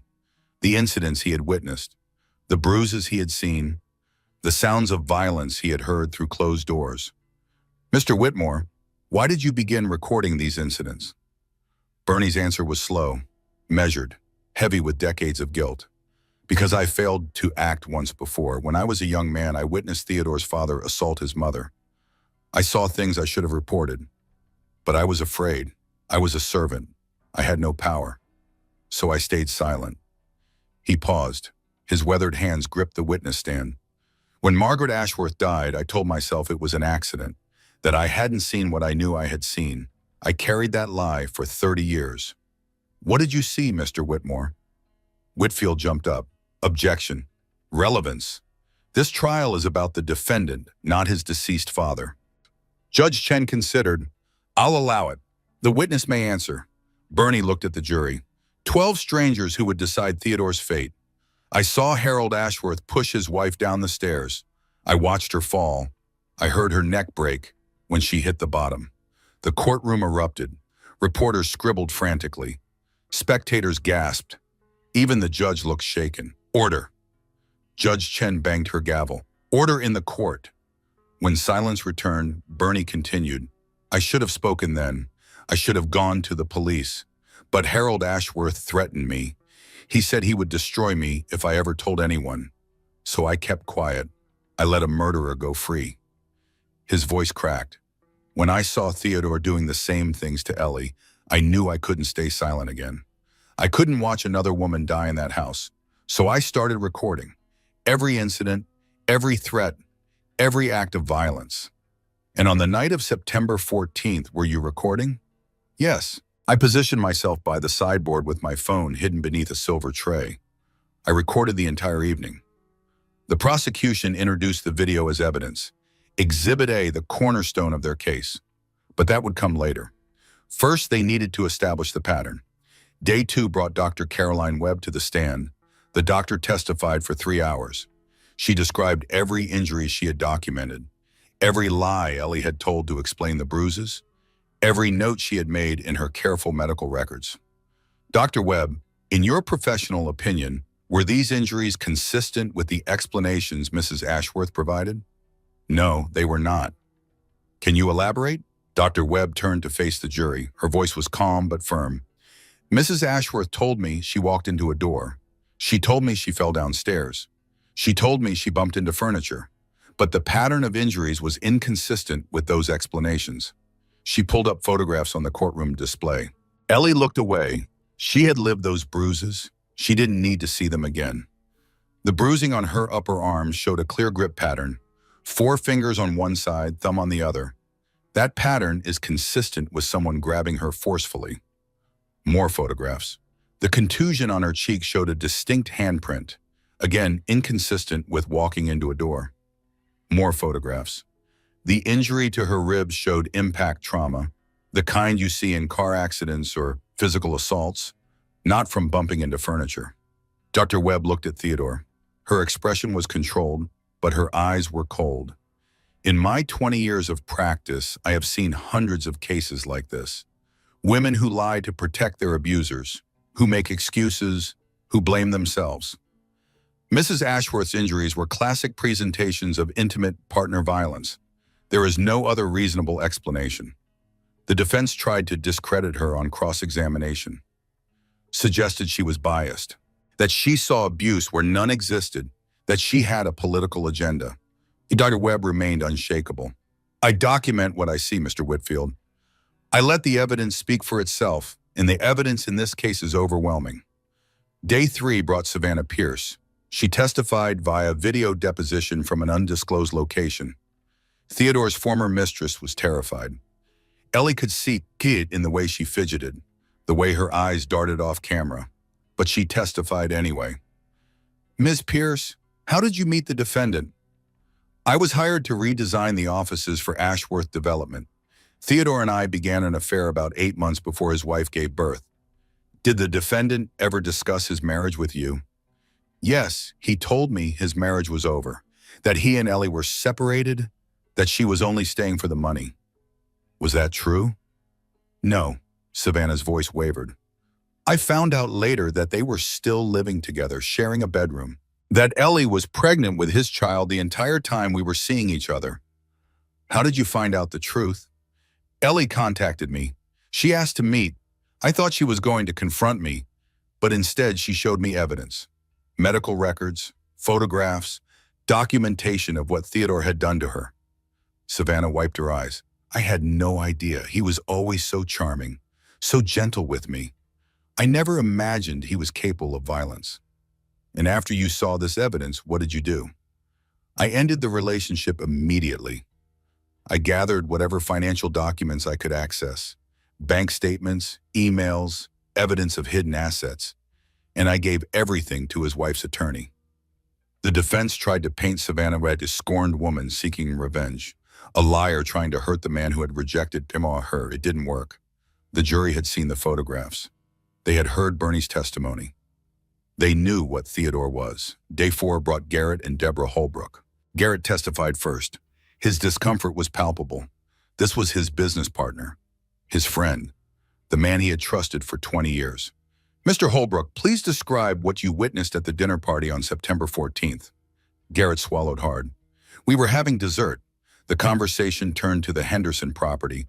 Theodore said it had closed in March. Ellie, Mrs. Ashworth, said she thought it was September. And then? Theodore became very angry. His face changed. He asked if she was correcting him. His voice was cold, threatening. What happened next? Garrett closed his eyes. The memory was clearly painful. He hit her, punched her in the face. She was 8 months pregnant, and he punched her in the face. The courtroom was silent. What did you do? I froze. Garrett's voice was barely a whisper. God help me, I froze. I watched him grab her, drag her from the table, throw her toward the stairs, and I didn't move. Tears streamed down his face. Deborah finally snapped me out of it. She screamed for someone to call 911. Only then did I stand up. Only then did I try to stop him. Why didn't you act sooner? Because I was a coward. Garrett looked at Theodore, at the man he had called a friend. Because I had suspected for years and never said anything. Because it was easier to pretend everything was fine than to confront the truth. He turned to the jury. I will never forgive myself for those seconds I hesitated. But I am here now, telling the truth. Theodore Ashworth assaulted his pregnant wife in front of me. That is what I saw. That is what happened. Deborah's testimony was equally damning. She described the shock, the horror, the moment she grabbed her phone and called for help. Did you have any doubt about what you saw? The prosecutor asked. None. Theodore hit Ellie with a closed fist. There was blood on her face. She was holding her belly, trying to protect her baby. It was the most horrifying thing I have ever witnessed. Day 5 was the video. The courtroom fell silent as the recording began to play. Ellie watched herself on the screen. The white dress, the pregnant belly, the careful smile as she made conversation with the guests. She watched Theodore's face change when she corrected him, the mask slipping, the monster emerging. She watched his fist connect with her face, watched herself grip the table, watched the blood drip onto her white dress. The silence in the recording was worse than any scream. 5 people frozen, no one moving, no one speaking. Then Theodore's voice, ice cold. If you embarrass me, I will destroy you. The video showed everything. The grabbing, the dragging, the throwing, Deborah's scream, Garrett finally standing up. And then Ellie's voice, clear and calm despite everything. No, it wasn't a misunderstanding. You hit me, in front of witnesses. And everything is on video. The video ended. The jury stared at Theodore with undisguised contempt. Several of them were crying. One woman looked like she might be sick. The defense had no response. What could they say? The evidence was irrefutable. Day 6 through day 10 focused on the financial crimes, the hidden assets, the shell companies, the tax fraud, the evidence that Vivian had provided. This wasn't directly related to the assault charges, but it painted a picture of who Theodore really was. A man who lied, who cheated, who hid his true nature beneath a charming facade. The jury needed to see the whole picture. They needed to understand that the violence wasn't an aberration. It was part of a pattern.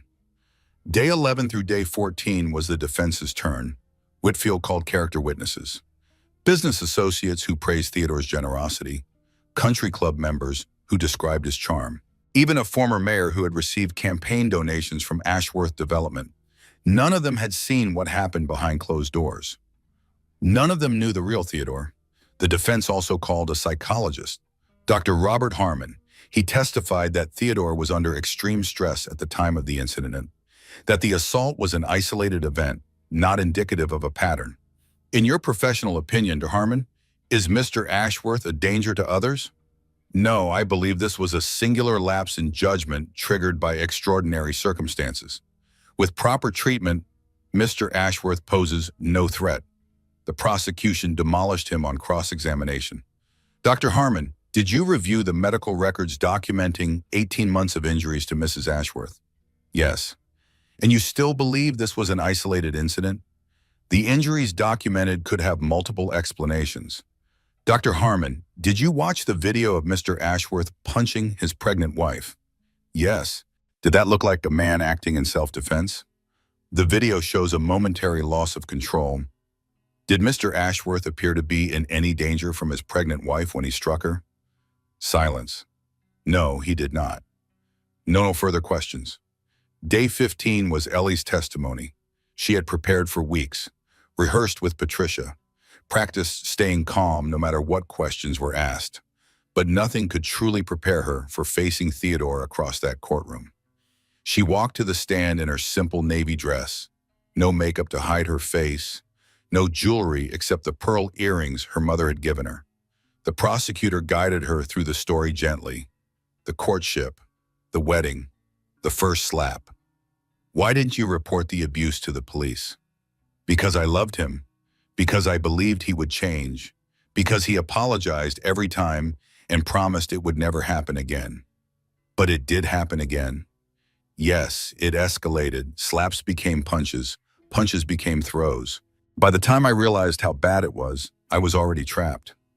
Trapped how? Ellie looked at the jury, 12 strangers who would decide her future. Theodore controlled everything. The money, the credit cards, my phone, my curriculum. He had isolated me from my friends and family. I had no resources, no support. I was completely dependent on him. What changed? I got pregnant. Her voice wavered slushiton. I realized I couldn't bring a child into that house. I couldn't let my daughter grow up watching her mother get beaten. So I started planning. Planning what? My escape. I found allies. Bernie, DeWebb, a lawyer who specialized in cases like mine. We started gathering evidence, building a case. And the dinner party? Ellie took a deep breath. I knew Theodore would lose control if I challenged him publicly. I knew Bernie would be recording. I knew it was the only way to get evidence that couldn't be explained away. And so you deliberately provoked him? I created conditions where his true nature would be exposed. Everything he did that night, he chose to do. The defense cross-examination was brutal. Whitfield attacked her credibility, her motives, her character. Mrs. Ashworth, isn't it true that you stand to gain over $100 million if my client is convicted? The prenuptial agreement has a morality clause. If Theodore is convicted of a felony, I'm entitled to half of the marital assets. Yes. So you have significant financial motivation to lie? I have significant financial motivation to tell the truth. The truth will set me free. The truth will protect my daughter. The truth is all I have. Isn't it true that you manipulated the situation to manufacture evidence against my client? I exposed the truth. There's a difference. You admit that you planned the dinner party specifically to provoke an assault? Ellie looked at Whitfield calmly. I planned the dinner party to create a situation where my husband's true nature would be revealed. I didn't make him hit me. I didn't force his hand. He chose violence. He has always chosen violence. I just made sure there were witnesses. You don't deny that you manipulated the situation? I survived. Her voice was steady, strong. I protected my daughter. If exposing my husband's violence is manipulation, then yes, I manipulated, and I would do it again. Whitfield had no more questions. The closing arguments stretched over 2 days. The prosecution was methodical. They walked through every piece of evidence, every witness, every photograph and medical record and financial document. Theodore Ashworth is not the man he pretends to be, Rachel Morrison concluded. Behind the charming smile and the expensive suits is a violent abuser who terrorized his wife for years. The evidence is overwhelming. The testimony is consistent. The video speaks for itself. She pointed at Theodore. This man punched his 8 months pregnant wife in the face. He threw her toward the stairs. He triggered premature labor that almost killed his own child. And now his lawyers want you to believe it was just a misunderstanding? She turned to the jury. Don't let him escape justice. Don't let him walk free to find another victim. Hold him accountable for what he has done. The defense pleaded for mercy, for context, for understanding. My client made a terrible mistake, Whitfield admitted, but a mistake is not a pattern. A moment of anger is not a criminal enterprise. The prosecution wants you to believe Theodore Ashworth is a monster. But monsters don't run successful businesses. Monsters don't donate to charity. Monsters don't have friends who speak of their kindness. He spread his hands. Was Theodore wrong to strike his wife? Absolutely. Does he deserve punishment? Perhaps. But he does not deserve to be treated as a violent criminal for a single moment of lost control. The jury retired to deliberate at 4:30 on the afternoon of day 17. Ellie waited in a conference room with Patricia. Bernie sat in the corner, silent, watchful. How long do you think? Ellie asked. Hard to say. Could be hours, could be days. It was 4 hours. At 8:45, the bailiff announced that the jury had reached a verdict. The courtroom filled quickly. Reporters, spectators, everyone who had followed the trial. Ellie took her seat. Her heart pounded, her hands trembled. This was it, the moment everything came down to. Theodore sat at the defense table. His face was pale, his leg bounced nervously. The jury filed in. 12 faces, 12 decisions. Has the jury reached a verdict? The foreperson stood, a middle-aged woman with graying hair and tired eyes. We have, Your Honor. On the charge of assault in the second degree, how do you find the defendant? Guilty. The word echoed through the courtroom. Ellie closed her eyes, let out a breath she hadn't realized she was holding. On the charge of domestic violence, how do you find the defendant? Guilty. On the charge of child endangerment, how do you find the defendant? Guilty. Guilty. Guilty. Guilty. The courtroom erupted. Reporters rushed for the exits. Theodore's lawyers scrambled to confer. Vivian Ashworth buried her face in her hands. Theodore himself sat frozen, the reality crashing over him. His life was over. Everything he had built, everything he had fought for, gone. Ellie looked at him one last time. The man she had married. The man she had feared. The man who had almost destroyed her. She felt nothing but relief. The sentencing hearing came 2 weeks later. Judge Chen had reviewed everything, the evidence, the testimony, the victim impact statement that Ellie had written through tears. Mr. Ashworth, please rise. Theodore stood. He looked older now, broken, the arrogance finally beaten out of him. In my 40 years on the bench, I have seen many cases of domestic violence. But this case stands out, not because the violence was more severe than others, but because of the systematic nature of the abuse, the calculated cruelty, the absolute disregard for your wife's humanity. Judge Chen shuffled papers on her desk. You had every advantage in life, Mr. Ashworth. Wealth, education, power, and you used those advantages to terrorize a woman who loved you, to isolate her, to control her, to beat her. She looked at Theodore with something between pity and disgust. Your wife was 8 months pregnant when you struck her. Your own child was endangered by your violence, and even now you show no remorse, no understanding of what you have done. She set down her papers.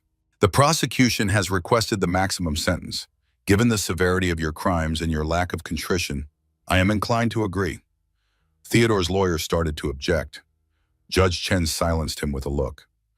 Theodore Ashworth III, I sentence you to 7 years in state prison. You will serve a minimum of 5 years before becoming eligible for parole. You are hereby ordered to have no contact with your former wife or daughter for a period of 15 years. 7 years, 5 years minimum, 15 years of no contact. Theodore sagged. His lawyers caught him before he fell. They led him away in handcuffs, through the side door, toward the prison transport waiting outside. He looked back once, found Ellie in the gallery. His eyes held nothing but hatred. She held his gaze until the door closed behind him. Then she stood, gathered her things, walked out of the courthouse, free. Patricia met her on the steps. It's over, the lawyer said. The criminal case is done. Now we finalize the divorce. How long?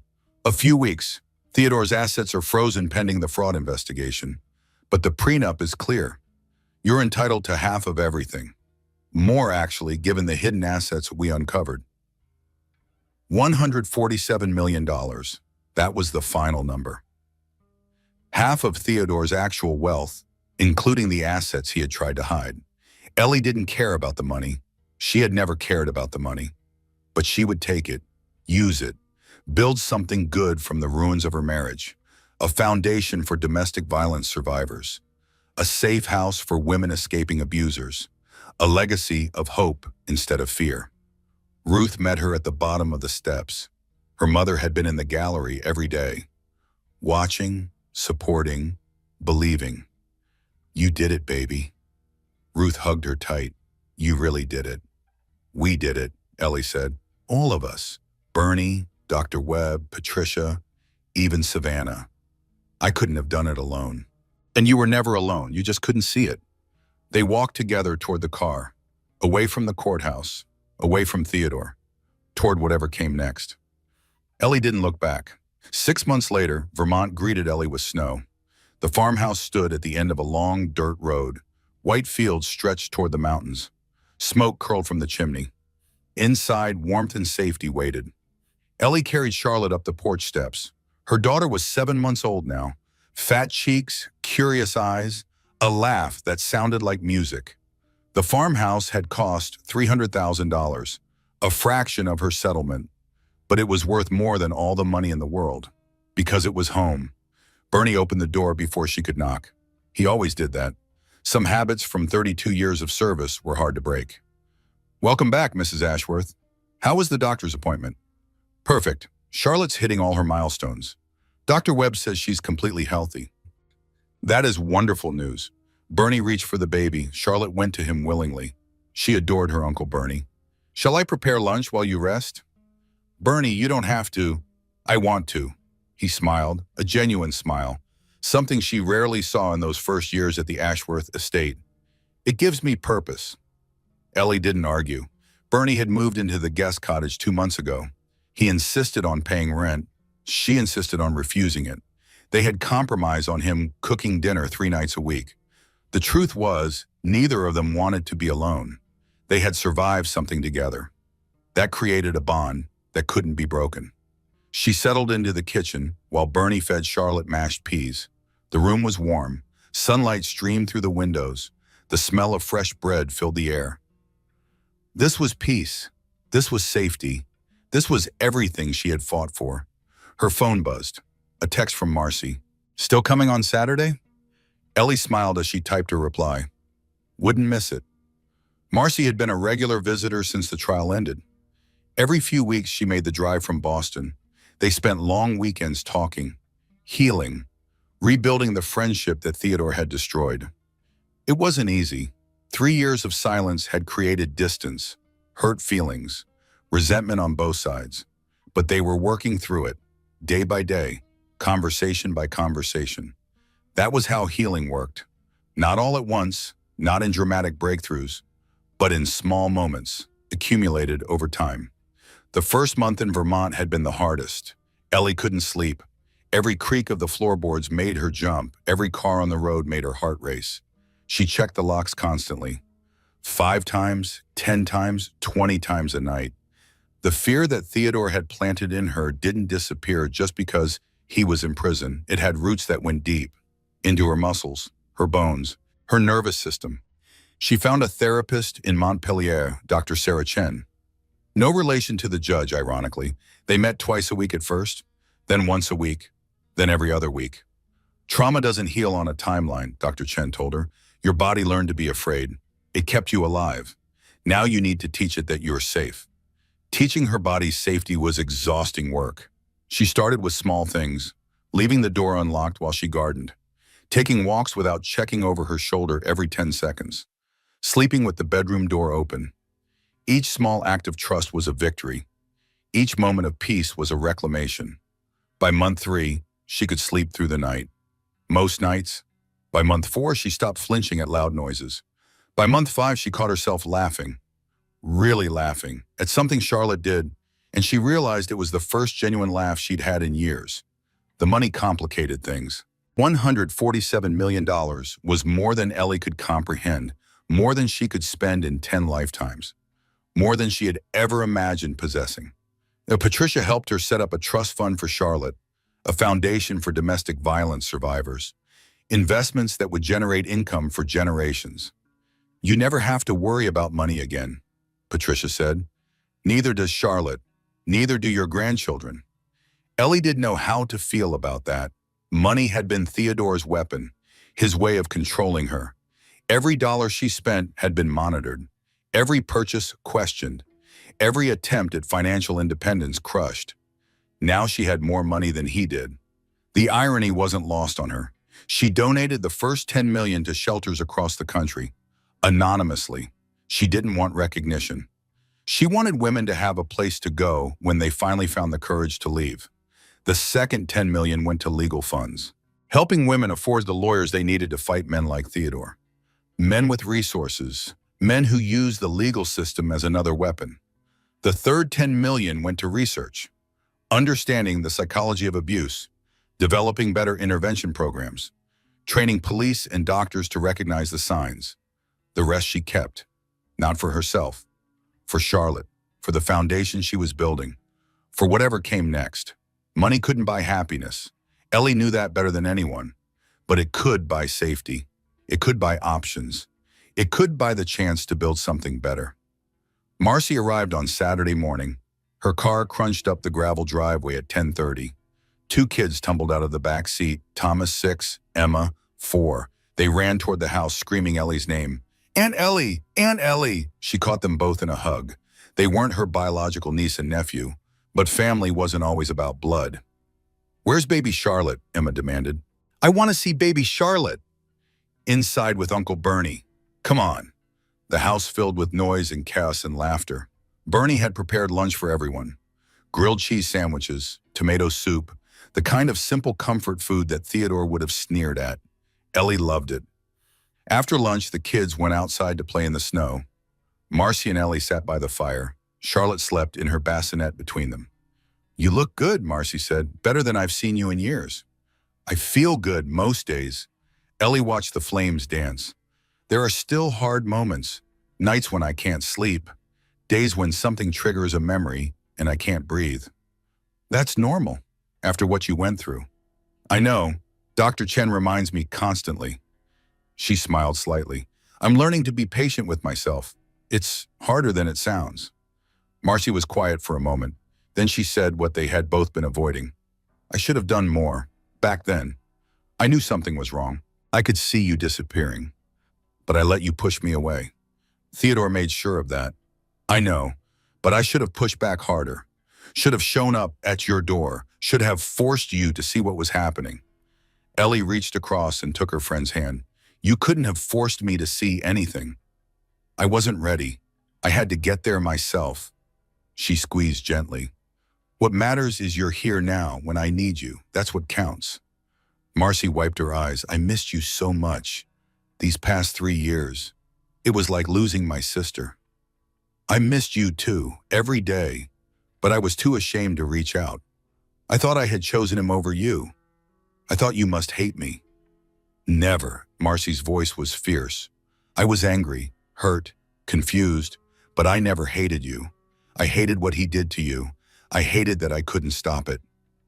They sat together in comfortable silence. The fire crackled. Charlotte made soft sleeping sounds. Outside, the children's laughter echoed across the snow. This was what healing looked like.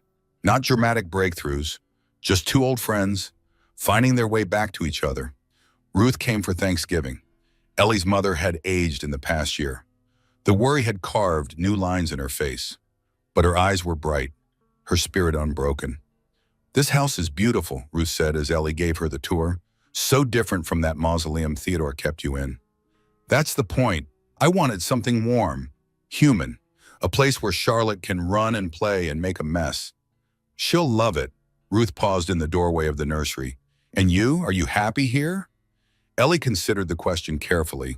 Happy was a complicated word. It implied something complete, something finished. "I'm healing," she said finally. "I'm building a new life. I have moments of real longing. Charlotte laughing, breakfast with Bernie, visits from Marcy." She looked at her mother. "I don't know if I'm happy yet, but I'm learning to be. That feels like enough for now." Ruth hugged her tight. "That's my brave girl, my strong, brave girl." "I don't feel brave. I feel tired and scared and sometimes so angry I can't breathe. That's what brave looks like, baby. Not fearlessness, just keeping going despite the fear." They cooked Thanksgiving dinner together. Bernie helped. Charlotte sat in her high chair and threw mashed potatoes at the wall. The meal was simple. Turkey, stuffing, the pumpkin pie that Ruth had made every Thanksgiving since Ellie was a child. They went around the table saying what they were thankful for. Ruth was thankful for her daughter's freedom. Bernie was thankful for redemption. Ellie was thankful for all of it, everything that had brought her to this moment. And I'm thankful for Charlotte, she added, wiping potato from her daughter's face, for this little fighter who reminded me what I was fighting for. That night, after Ruth went to bed, Ellie sat alone on the porch. The sky was clear. Stars stretched from horizon to horizon. More stars than she had ever seen in the city. More beauty than she had known existed.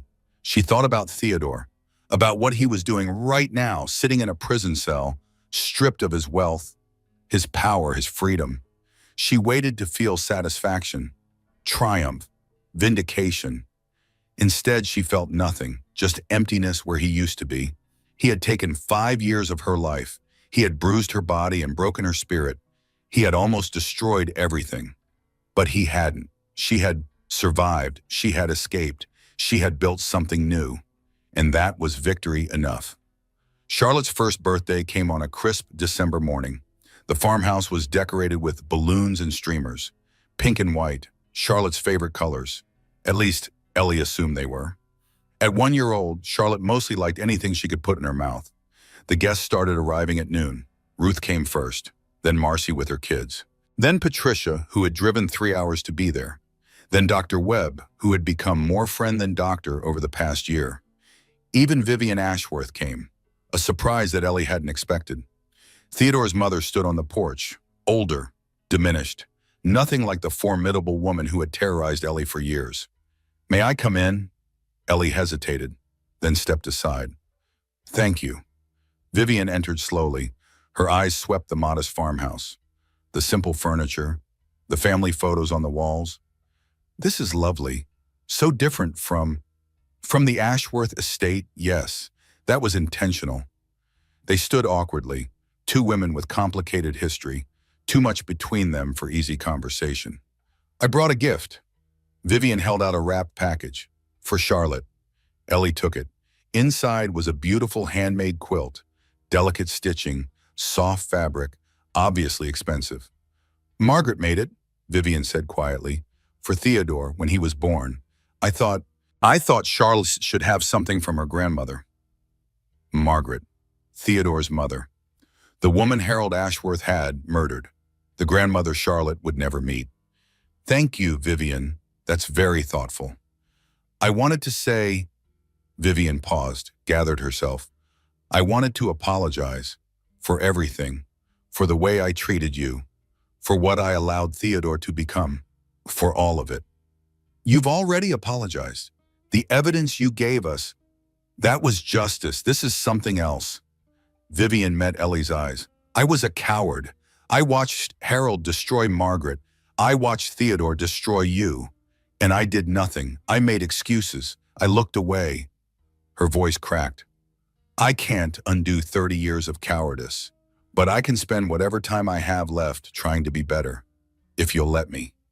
Ellie studied the older woman, the woman who had enabled so much pain, who had chosen blindness over action, who had finally too late found the courage to do the right thing. "I'm not ready to forgive you," Ellie said honestly. "I don't know if I ever will be. What happened in that house? The things you ignored." Vivian nodded. "I understand. But Charlotte deserves to know her family history, the good parts at least, and Margaret's quilt." Ellie touched the soft fabric. "Margaret deserves to be remembered for the woman she was before Harold destroyed her."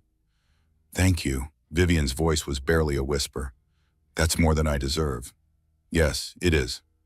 They rejoined the party. Vivian stayed for an hour, held Charlotte briefly, then left quietly without fanfare. Ellie didn't know if she would ever see her former mother-in-law again, didn't know if she wanted to, but she had taken the first step towards something.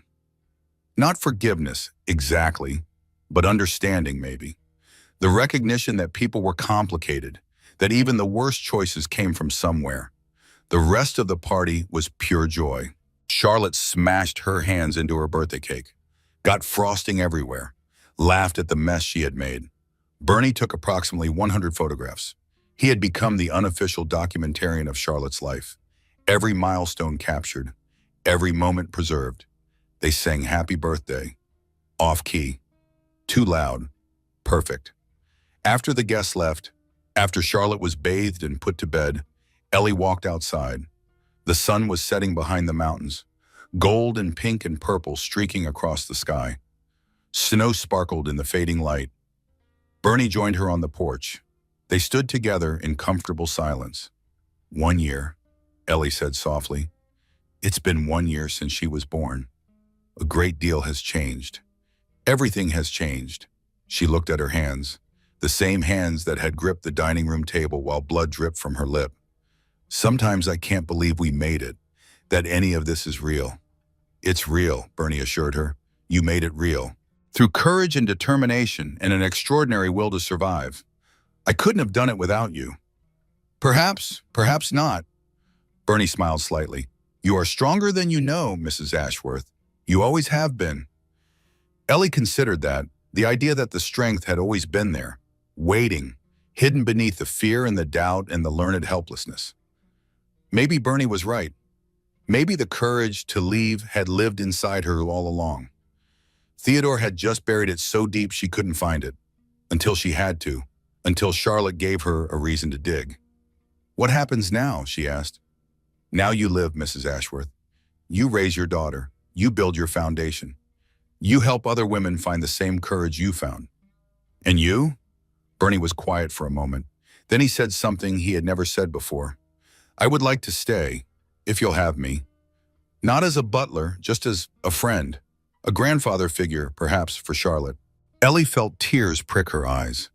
This man who had served terrible people for 30 years, who had finally broken his silence, who had risked everything to help her escape. I would like that, Bernie. I would like that very much. They stood together as the last light faded. Two survivors, two witnesses to horror. Two people who had chosen courage over silence. Tomorrow would bring new challenges, new fears to face, new healing to do. But tonight on this porch, watching the stars merge over the mountains, Ellie felt something she had almost forgotten. Peace. She had spent 5 years in a prison of fear, trapped by a man who controlled her every breath, believing she had no power, no options, no way out. She had been wrong. The prison door had been unlocked all along. She had just been too afraid to turn the handle, too broken to believe she deserved freedom. But not anymore. She thought about all the women still trapped, still afraid, still believing the lies their abusers told them. That was why she was building the foundation. Why she was telling her story. Why she refused to be silent. Because every woman deserved to know the truth. That they were stronger than they believed. That help existed. That escape was possible. Charlotte's cry came through the baby monitor, soft at first, then more insistent. Ellie smiled, went back inside, climbed the stairs to her daughter's room. Charlotte was standing in her crib, reaching for her mother, face wet with tears. Hey, sweetheart. Ellie lifted her, held her close. It's okay. Mama's here. The baby quieted immediately, snuggled against her mother's chest. Complete trust. Absolute safety. This was why she had fought. This was why she had survived. This was what it had all been for. A child who would never learn that love came with bruises. A daughter who would never flinch at footsteps. A little girl who would grow up believing she was worthy of gentleness. Ellie rocked Charlotte until she fell asleep, then laid her gently back in the crib.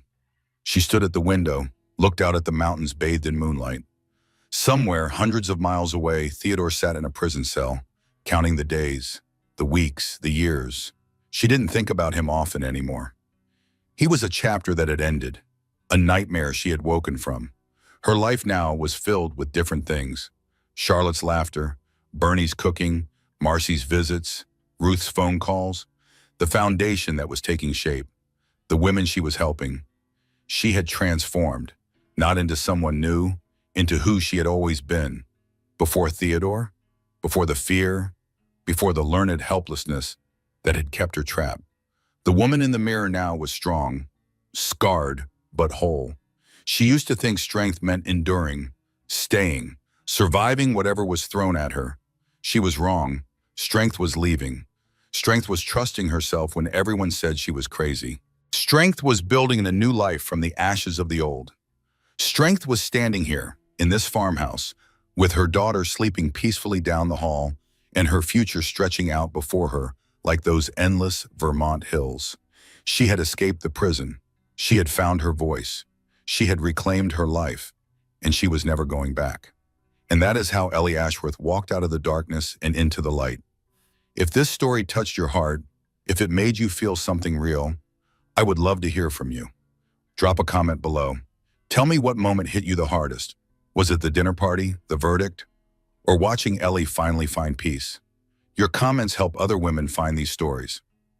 Women who might need to hear that escape is possible, that they are stronger than they know. If you haven't already, please subscribe and hit that notification bell. I share stories like this every week. Stories of courage, justice, and women who refuse to stay silent. Thank you for listening. Thank you for being here. Until next time.